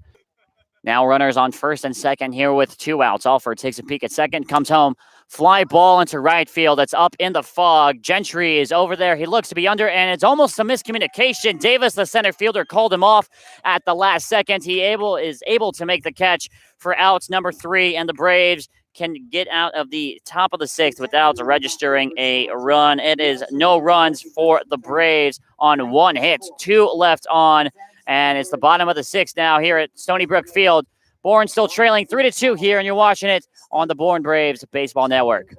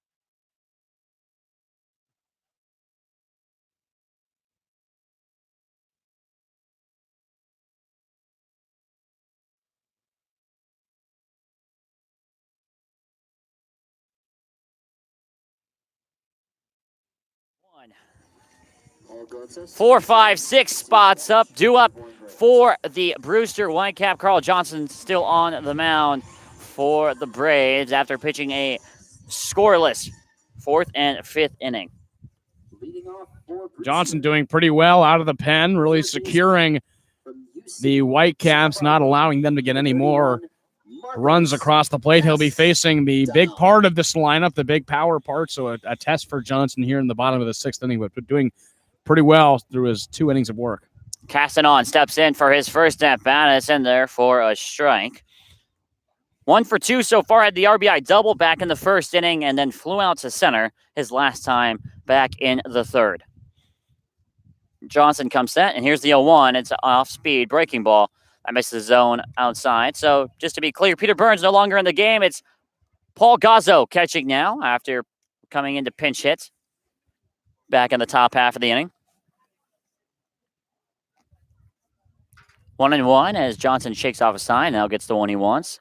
Fires the pitch, and it's in the zone right on the corner. Painting the black there. 1-2 now.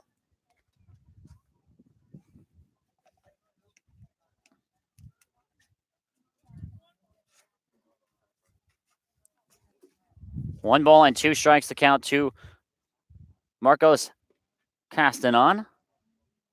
Here's the pitch. This one fouled right back into the netting, and everything will stay put at 1-2. Sam, how you doing over here? You a little chilly? Just a little bit. Yeah. It's just a little bit. This is not, it's June 18th. This feels more like a February day. Oh my goodness. Yes, it does. And I know you're from Phoenix, but us in Indiana, this is the weather we feel like almost every day in winter. So it's cold. Here's the 1-2, and this one takes a bounce in the dirt. 2-2. Now the count is a cold winter over there in Phoenix. Very wet. Really? Yeah, it was. I wouldn't expect that at all. Yeah, neither did I. 2 balls and 2 strikes to count to Castanon. As it's misting out here at Stony Brook Field. He fouls this one off out of play. So not very hard rain, but there is definitely some drops coming in. Yeah, it's been sprinkling for most of the 4th inning on, I'd say. Started the game, there was no rain at all. And like we said, it rained all pregame. It was pouring. Tried to get this game in. They did, and they found a window. 2-2 is popped up on the infield. Paul Gazzo is calling off the pitcher Johnson, and he makes the catch for out number 1 right in front of the mound. Solid job by Gazzo to get in front of Castanon, who was running over to first. He just ran right in front of him to put that ball out, but didn't lose it in the fog, and there's the first out of the inning. The Stetson Hatters, number 50. Eric Fago now coming into the game. He is 0 for 0. 2 walks for Fago so far today. And if you're the Braves, you really have to try and work as quickly as you can to try and get another at-bat, because you never know when this game might get called, or at least when the rain might come back. First pitch is up and away to Fago, ball 1. I tell you what, that last name is certainly fitting. Fago. Right now, yes, absolutely. And also strange how, we'll see after this pitch at least, the 1-0 is up and inside, and the tallest strike zones we've seen so far in the cave.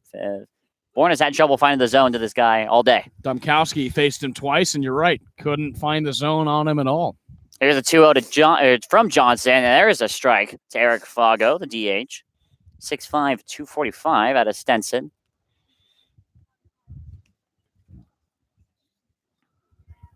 Walked on 5 pitches his last at-bat. Here's a 2-1.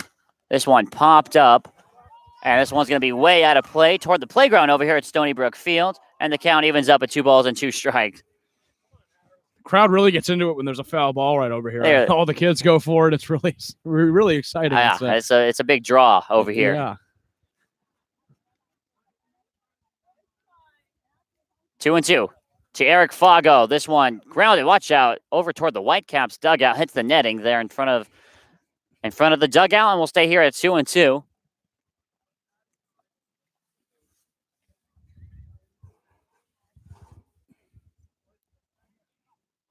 Johnson shakes off a sign. Now comes set. Hands meet at the waist. Here's the 2-2. This one's a fly ball into left field. McKenzie going back on it. Now is centered. Has to drift over there. Almost lost it, but he makes the catch. And Carl Johnson with a big sigh of relief. Almost thought he dropped it there, but it is out number 2 nonetheless. McKenzie, a good job of reading it, but like you said, it almost looked like it might have popped out of his glove. It didn't look like the easiest catch over in left field. Well, McKenzie puts it out for the second. And you mentioned that the fog is becoming more of an issue out there, and for balls hitting the field, especially very dark baseballs going in, especially off the bat, dealing with the mud over there at home plate, tough to read for sure. Johnson delivers the first pitch. It's in there for a strike to Josh Crouch. He's 1 for 2 with a single and a flyout, and also a run scored so far.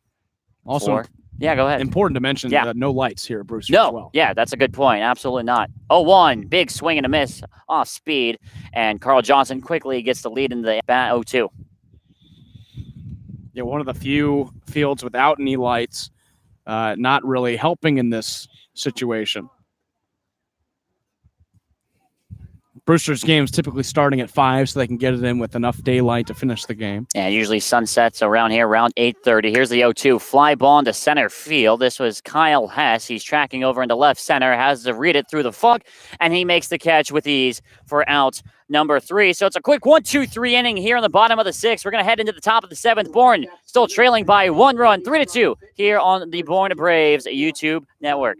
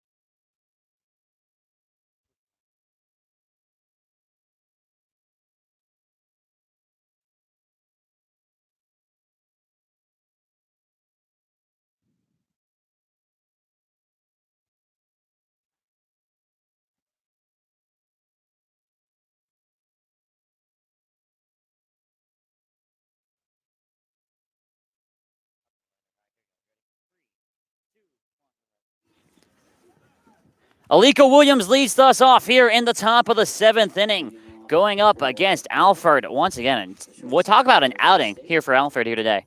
Alford doing a great job out of the bullpen, not allowing Bourne to get anywhere closer to where they got in the top of the 3rd inning with 2 runs across in that inning. But standing at 3-2, it's been like that since those 2 runs came across the plate. First pitch to Williams, misses the zone, ball 1. Alika Williams so far today, 1 for 2, singled back in the 3rd. A couple flyouts as well. Here's the 1-0. That one up and outside, ball 2. 2-0 now the count. Alec Burleson on deck, and A.J. Curtis waiting in the hole. And you love to see those 2 guys get it going, Burleson and Curtis. Absolutely, that middle of the lineup, looking to get some power out of them. Here's a 2-0. That one way inside, skips by the catcher Crouch, and Alika Williams, huge lead here, 3-0. And I would be shocked here if he swings the bat. Yeah, just keep that bat on the shoulder, looking to get another base runner and another Bourne Braves walk. Here's a 3-0 to Alika Williams. Way up high. It's a 4-pitch walk. And the Braves have a base runner here on the top of the 7th yet again. Another walk for the Braves. They get on via the base on balls yet again. They have just 3 hits in this game, but it seems like they've been on base so many more times. And now with Burleson coming up, your big power hitter, looking to put Bourne possibly back on top here in the top half of the 7th inning. We are sitting at 8 walks right now throughout the game, and a couple hit by pitches as well. So 10 times the Braves have reached base without technically recording an at bat. Here's the first pitch to Burleson, ground ball foul down the first base line. 0-1 the count. And what a time this would be right now for Burleson to snag his first home run of the Cape season, huh? Yeah, it'll certainly be fun. We've heard so much about him, potentially leaving for Team USA tryouts here in a few weeks. So Bourne's going to look to make the best use of him while they can while he's here. They're going to throw over to first base. Williams back in plenty of time. Got there without a throw. Or excuse me, without a slide, I should say. Dugout helping him out, yelling back. Burleson up behind 0-1. Gets his pitch off speed way in the dirt, and the catcher Crouch doing a very nice job keeping the ball in front of him, preventing Alika Williams from advancing to second. And that's going to be important here. Bourne hasn't been able to turn their base runners into runs these past couple innings, so increasing Alika over in a second could be threatening here with Burleson at the plate. Here's the 1-1. Check swing from Burleson. No appeal. He's going to say did not go around. It was definitely close. 2-1 the count, though.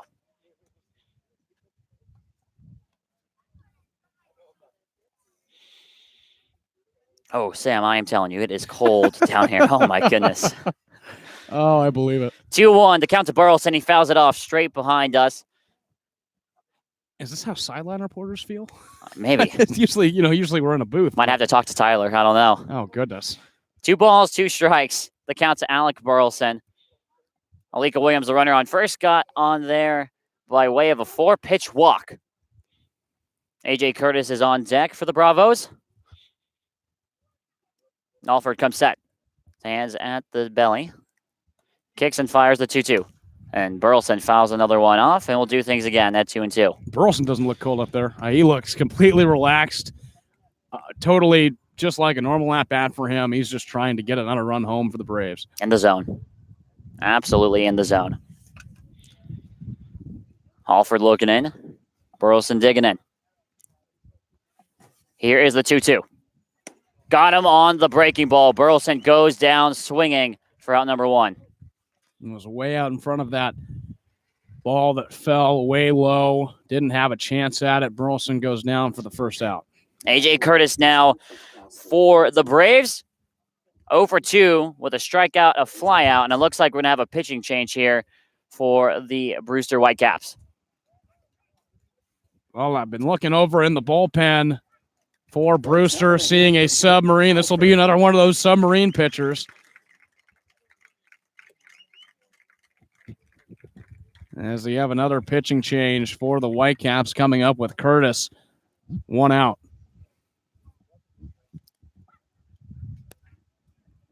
And what an outing from Alford here today. throwing since the third inning after Shamblin only went 2 1/3, has not given up a run. What an outing.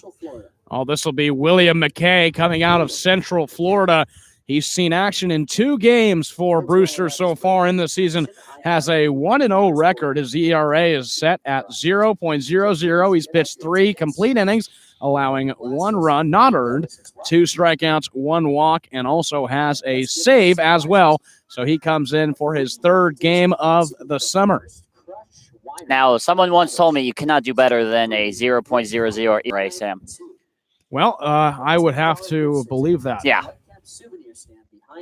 McKay going sidearm, not as submarine as Brocious. Brocious for the Braves gets a little bit more under. You know, Brocious, you talk to him, he says sometimes he gets knuckle scrapes from his knuckles rubbing up against the mound.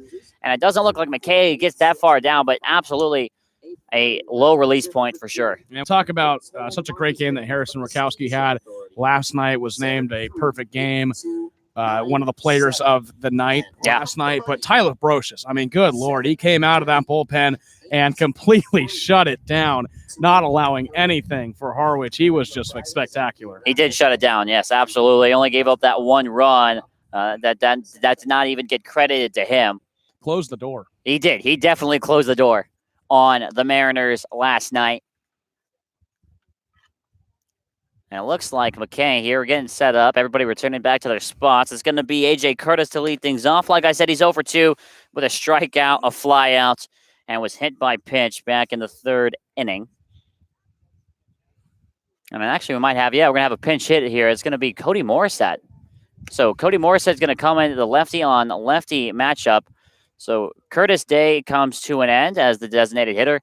And it's on Cody Morissette, who last night, Sam, got his first hit of the year. First hit and first RBI. It was an RBI double for the Braves. Came around to score later as well with a strikeout. He went 1 for 4 on the season. A rough .71 average. He's 1 for 14 with that 1 run and RBI. 8 strikeouts on the season as well for him. So hopefully last night was a little bit of encouragement for him, and he can come by and get a solid hit here with a runner on, first one out in this situation. Yeah, it'd be interesting to see what they do defensively after this, because Curtis playing first base. I'm not sure if Morris has any first base experience, as McKay is going to throw over to first base, and Williams is back in plenty of time.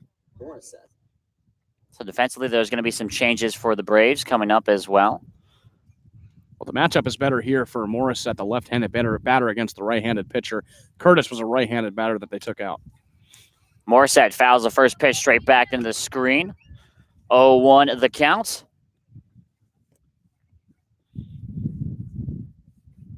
Morissette from Boston College, just like catcher Peter Burns, who played earlier today.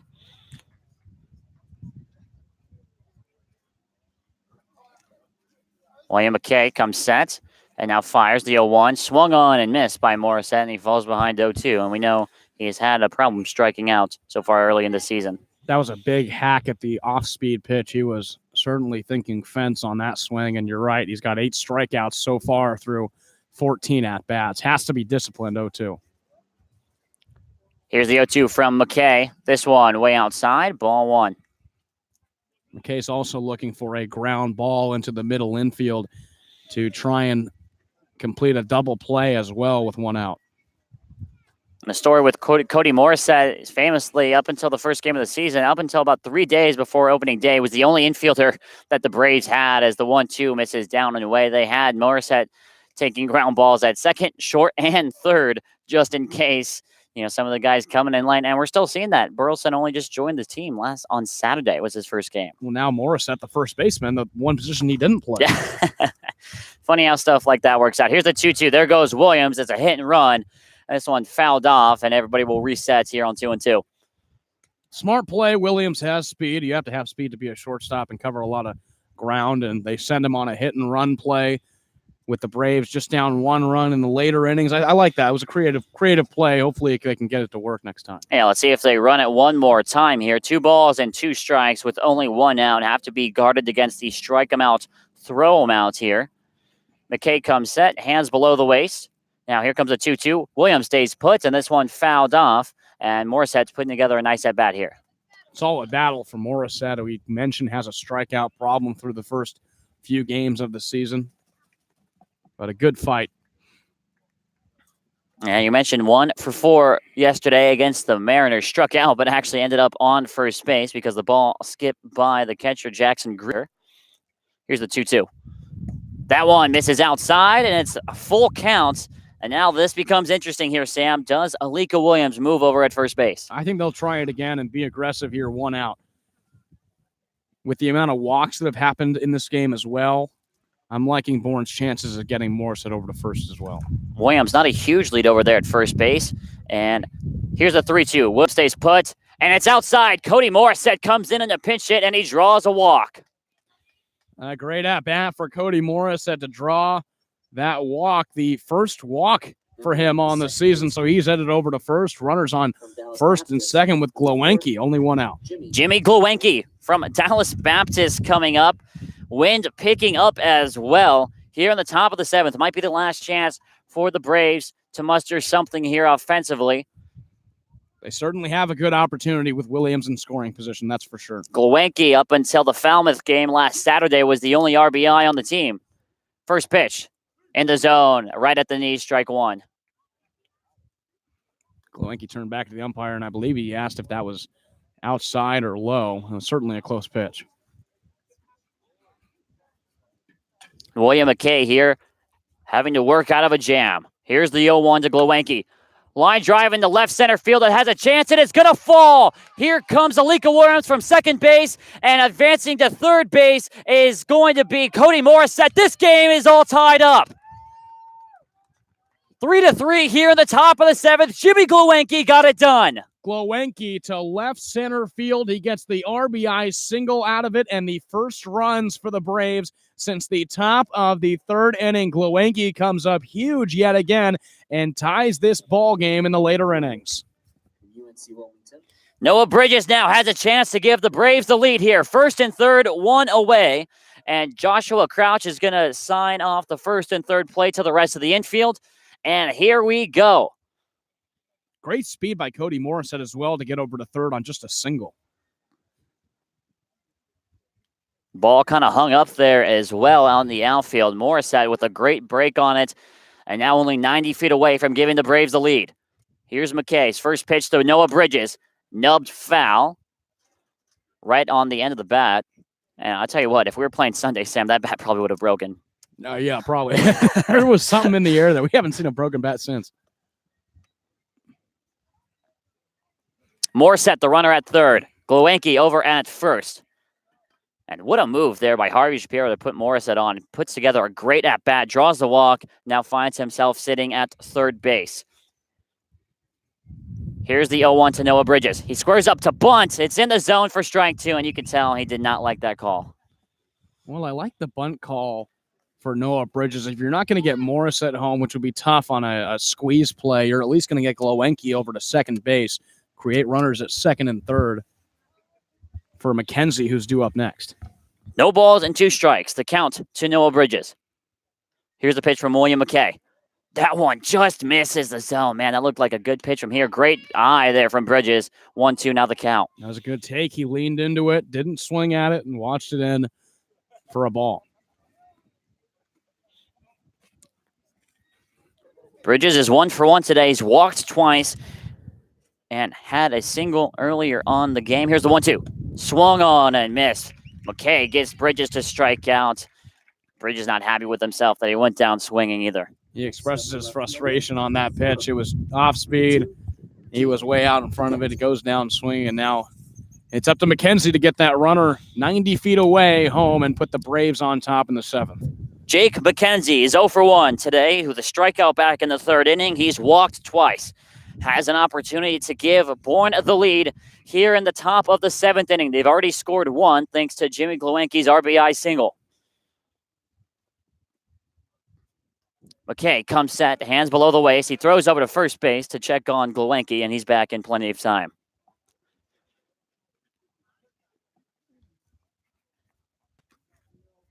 The fog is rolling here at Stony Brook Field over in Brewster. First pitch to McKenzie is in the zone, and you can see he kind of rolls his eyes back, and he's like, man, I can't believe that was a strike. Hey, just got to shake those pitches off. 0-1 count to Jake McKenzie out of Fordham University. Here's the 0-1. This one misses up and out, evens things up at a ball and a strike. McKay is just lifting those pitches so slowly into the strike zone that these players are just way out in front of him when they swing. Some action going on in the Bourne bullpen. Looks like Blake Brewster right now getting loose. 1 ball, 1 strike to Jake McKenzie. That one misses down and away, 2-1. And if you're McKenzie here, you got to be thinking you're about to get a pitch to hit. That 1-1 pitch was a tempting pitch. It was a fastball low. McKenzie smartly held off. And you're right. This could be a pitch to hit here, 2-1. Here we go. 2 balls and 1 strike here to Jake McKenzie. With the game tied up, he fouls it off straight back over the screen. And the count evens up at 2 balls and 2 strikes to number 2. Was right on that pitch. And just missed it, 2-2. Really have to protect the plate and try and get this ball on the ground into the outfield.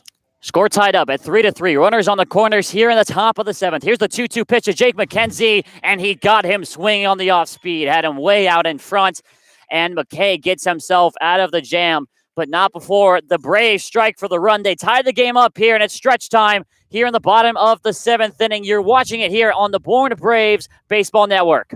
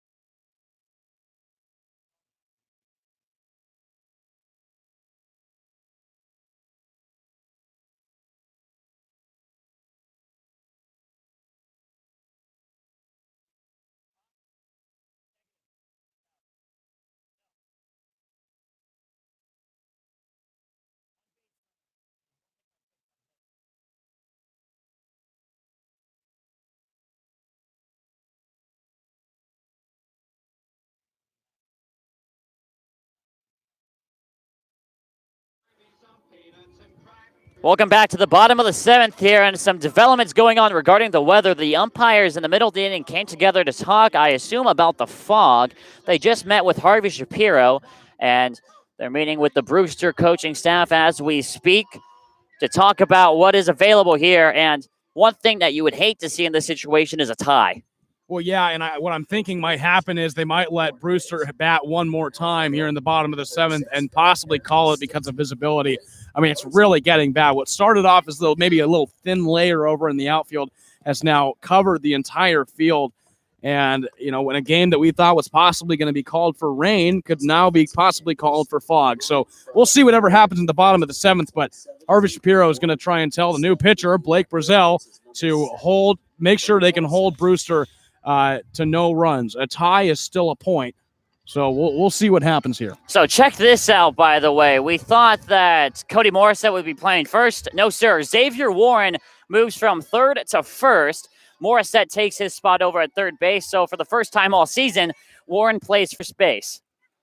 Yeah, Warren, we've seen some pretty good plays over at 3rd base from him. Now takes over the first base position. And Brewster, the new pitcher for Bourne, saw him already in the game against Falmouth in the later innings, pitched 1 inning there, allowing 1 hit and 1 strikeout. So Brewster, we'll see how many times his hat falls off and if he can hold Whitecaps to no runs.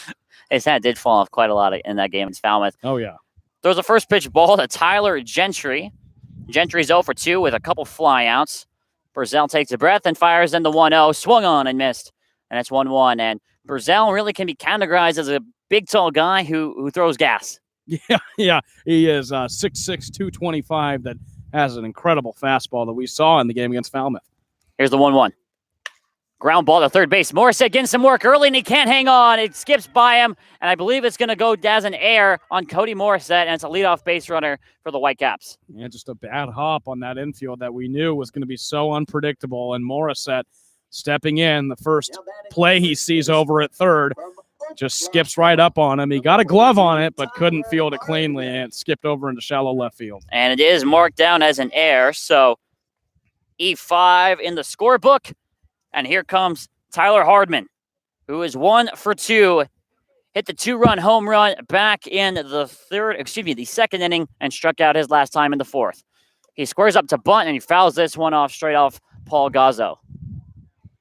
With the Whitecaps bunting, I think they have the same idea of this game possibly getting called after 7.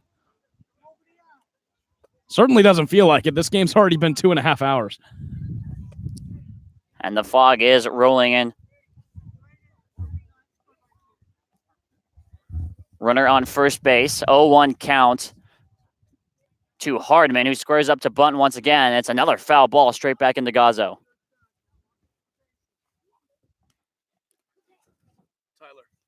0-2 the count. Blake Burzell, the new pitcher. The runner on first is Tyler Gentry. And you'd have to think here down 0-2 is going to bunt. You'd imagine he'd have to pull it back and swing here down 0-2. Here's the pitch. Fly ball is going to be fouled down the first base line. Now we'll do things once again at 0-2.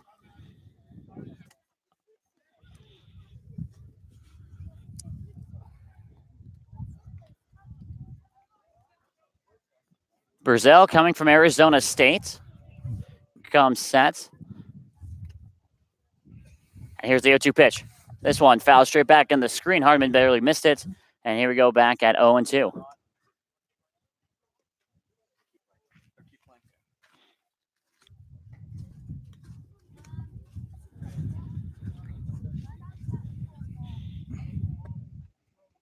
And so no balls and 2 strikes to count to Tyler Hardman. Runner on first. In this game, you feel like it'd be called at any minute just because of visibility issues. Here's the 0-2. It's a fly ball into center field. Hess is going to have to battle with the fog. He seems under it, and he does have it for out number 1. That's just so impressive to be able to make that kind of out so routinely with the fog in play. The ball could certainly get lost. It's like losing a ball in the lights or losing a ball in the sun. Right. The fog really kind of covers that up, but Hess trapped it no problem. And we're going to have a pinch hitter here for the Whitecaps. Kentucky Wildcats. Number 53, TJ Collette. TJ Collette comes in out of Kentucky. And he's a big power hitter for him. Already has a home run. He's 6 for 24 on the season. 7 RBIs. As Burzell throws over to Warren at first base to just check up on the runner. He's back in plenty of time, though. You mentioned it. 6 for 24, 7 RBIs. This is the everyday starter. That's among the league leading numbers as well for RBIs. Here's the first pitch to Collette. That one up and outside. And misses.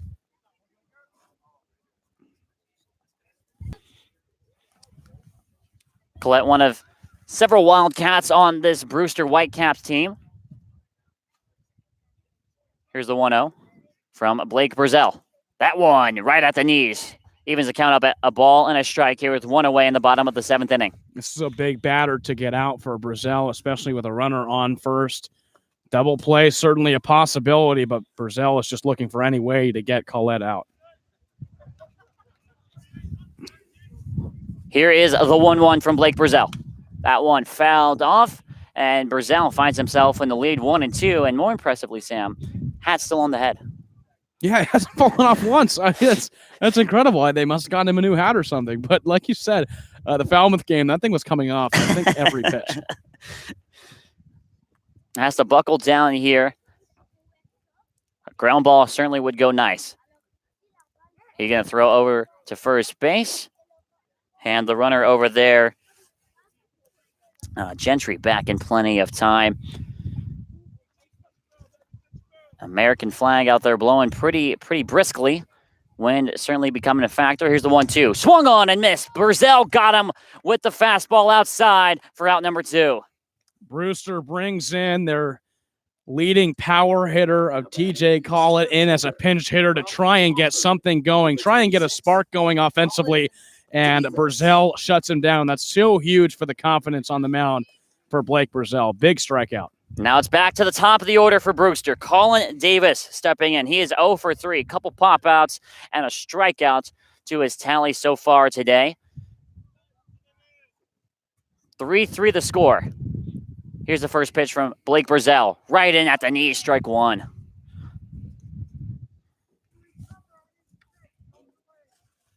Don't believe they're going to call this game after 7. Checking in with our sideline reporter, Tyler Mannion, he told me that they're just going to try and play it on.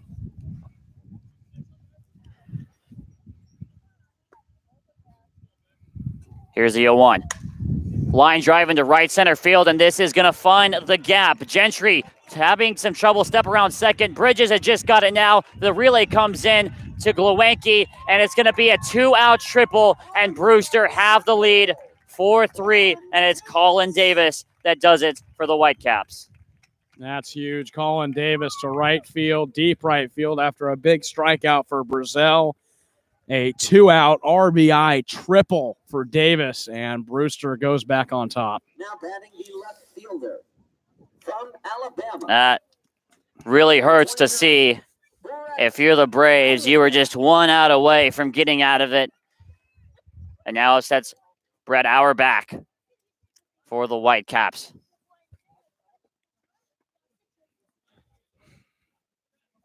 Davis, one of the hottest hitters on this Whitecaps team, too. First pitch to Auerbach, finds his own strike one. And if you're Brazel, the top of the 8th might be the last inning due to visibility. You never know. Like we've been saying, we never know when this game is going to get called. Have to get out of this inning quickly or as quickly as possible. Can't afford to give up it here. Here's the 0-1, and it's in the zone. 0-2 now with 2 away. That's why that hit was so big. That was their first run since the bottom of the 2nd inning. The bullpen for the Braves had done well, and that's only the 7th run given up by the Braves bullpen all season. Here's the 0-2. Ground ball. It's Alika Williams over there. Shortstop, he's got it on a hop. Throw on to first is in time for out number 3. So this could be it for the Braves. We're coming into the bottom of the 7th, and the Brewster is able to get the run. Now we head into the top of the 8th. The Braves are trailing 4-3 here. It might be the last at-bat. You're watching it here on the Bourne Braves Baseball Network.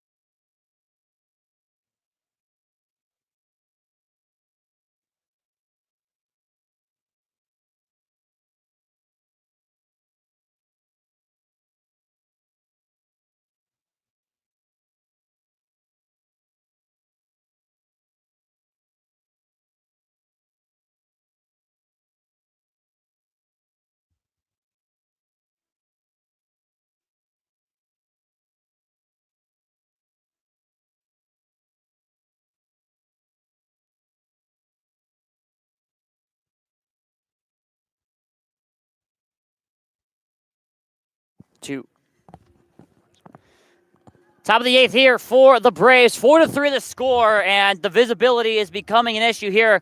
The umpire's talking with both managers, and it looks like, at least for right now, we're going to have at least probably the last bat here for the Braves. Well, you would think. I couldn't quite hear what the home plate umpire told Harvey Shapiro, but, the visibility is just getting worse and worse. And like we said, there's no lights, there's fog. The sun, wherever it is, has set. And it's just getting darker here at the field. So you would think this might be the last half inning. Umpires meeting yet again. But that's so huge. That triple from Colin Davis, the 2-out triple, was so huge because now if Bourne can't get back and tie it back, they're not going to get that point, and this will go as a loss. And also that error by Cody Morissette, too, comes back to haunt them. You give them the extra outs, and they make them pay with that 2-out triple. So here we go.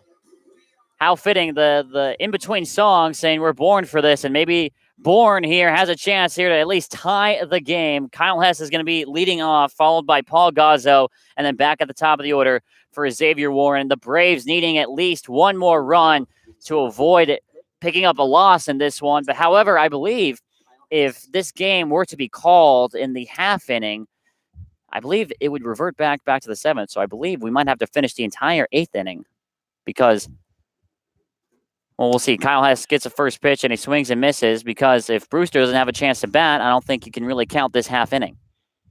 Oh yeah, you're right. You're right. That's a great point. If Bourne can come back. Here's the 0-1 to Kyle Hess.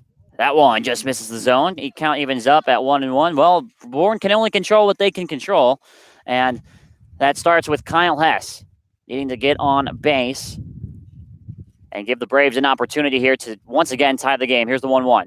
That one takes a bounce on the dirt.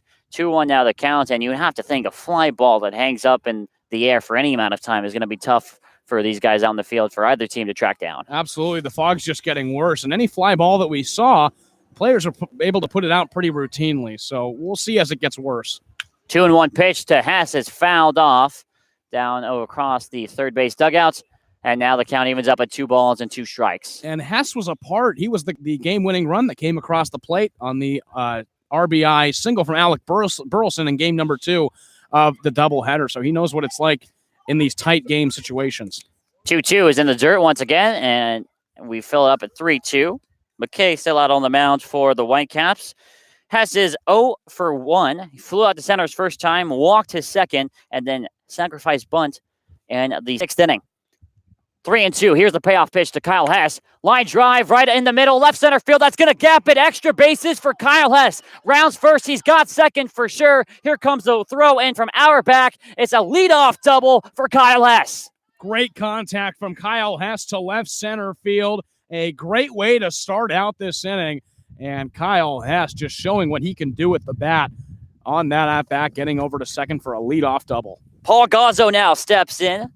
And actually, we're going to have another pinch hitter. Gazzo is not going to bat. It's going to be Brendan Rivoli, the left-hander, to face the right-handed thrower, McKay. And now, again, defensively, it's going to cause some issues. You would imagine that Rivoli is not going to... Actually, no, Rivoli can't. Rivoli caught over at UVA at Virginia, so he might be able to step into the gear and catch the later innings. And I tell you what, I don't think either of us saw Brendan Rivoli catching in the notes today. No, absolutely, especially when there's 3 other catchers on the roster that can catch, but Rivoli steps in here, and we'll see what he does. Rivoli looks at the first pitch for McKay, and it's in there for strike 1. What an opportunity this is for Brendan Rivoli, who struggled a little bit at the plate. Got a hit last night against Harwich. An opportunity here to get an RBI and tie this game up once again at 4 apiece.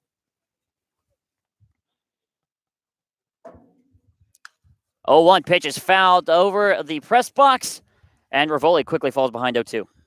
He's another one of those players that, like you said, struggling in this first part of the season. 2 for 18 in his first few games, 111 average. He struck out 5 times, but got a big hit in the Harwich game last night. And he has a chance to get an even bigger hit in this game right now against the first place Brewster Whitecaps.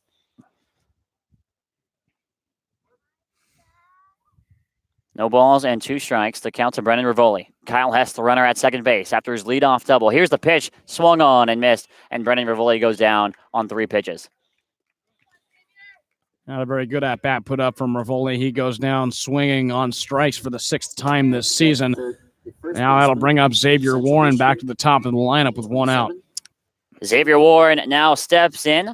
First time facing McKay, and it's going to be the first time he bats from the left side of the plate.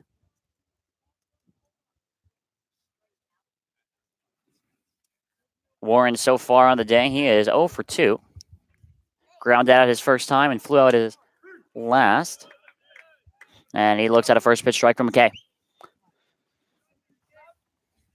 And it's so debilitating about a strikeout is that Kyle Hess still is stranded over there at second base. No opportunity to move him up and get him to third base. Now for Warren, you really have to get a base hit to knock him in. Here's the 0-1. And that's in the zone, strike 2. McKay got himself into some trouble, but is working himself out of it. Warren is in the hole.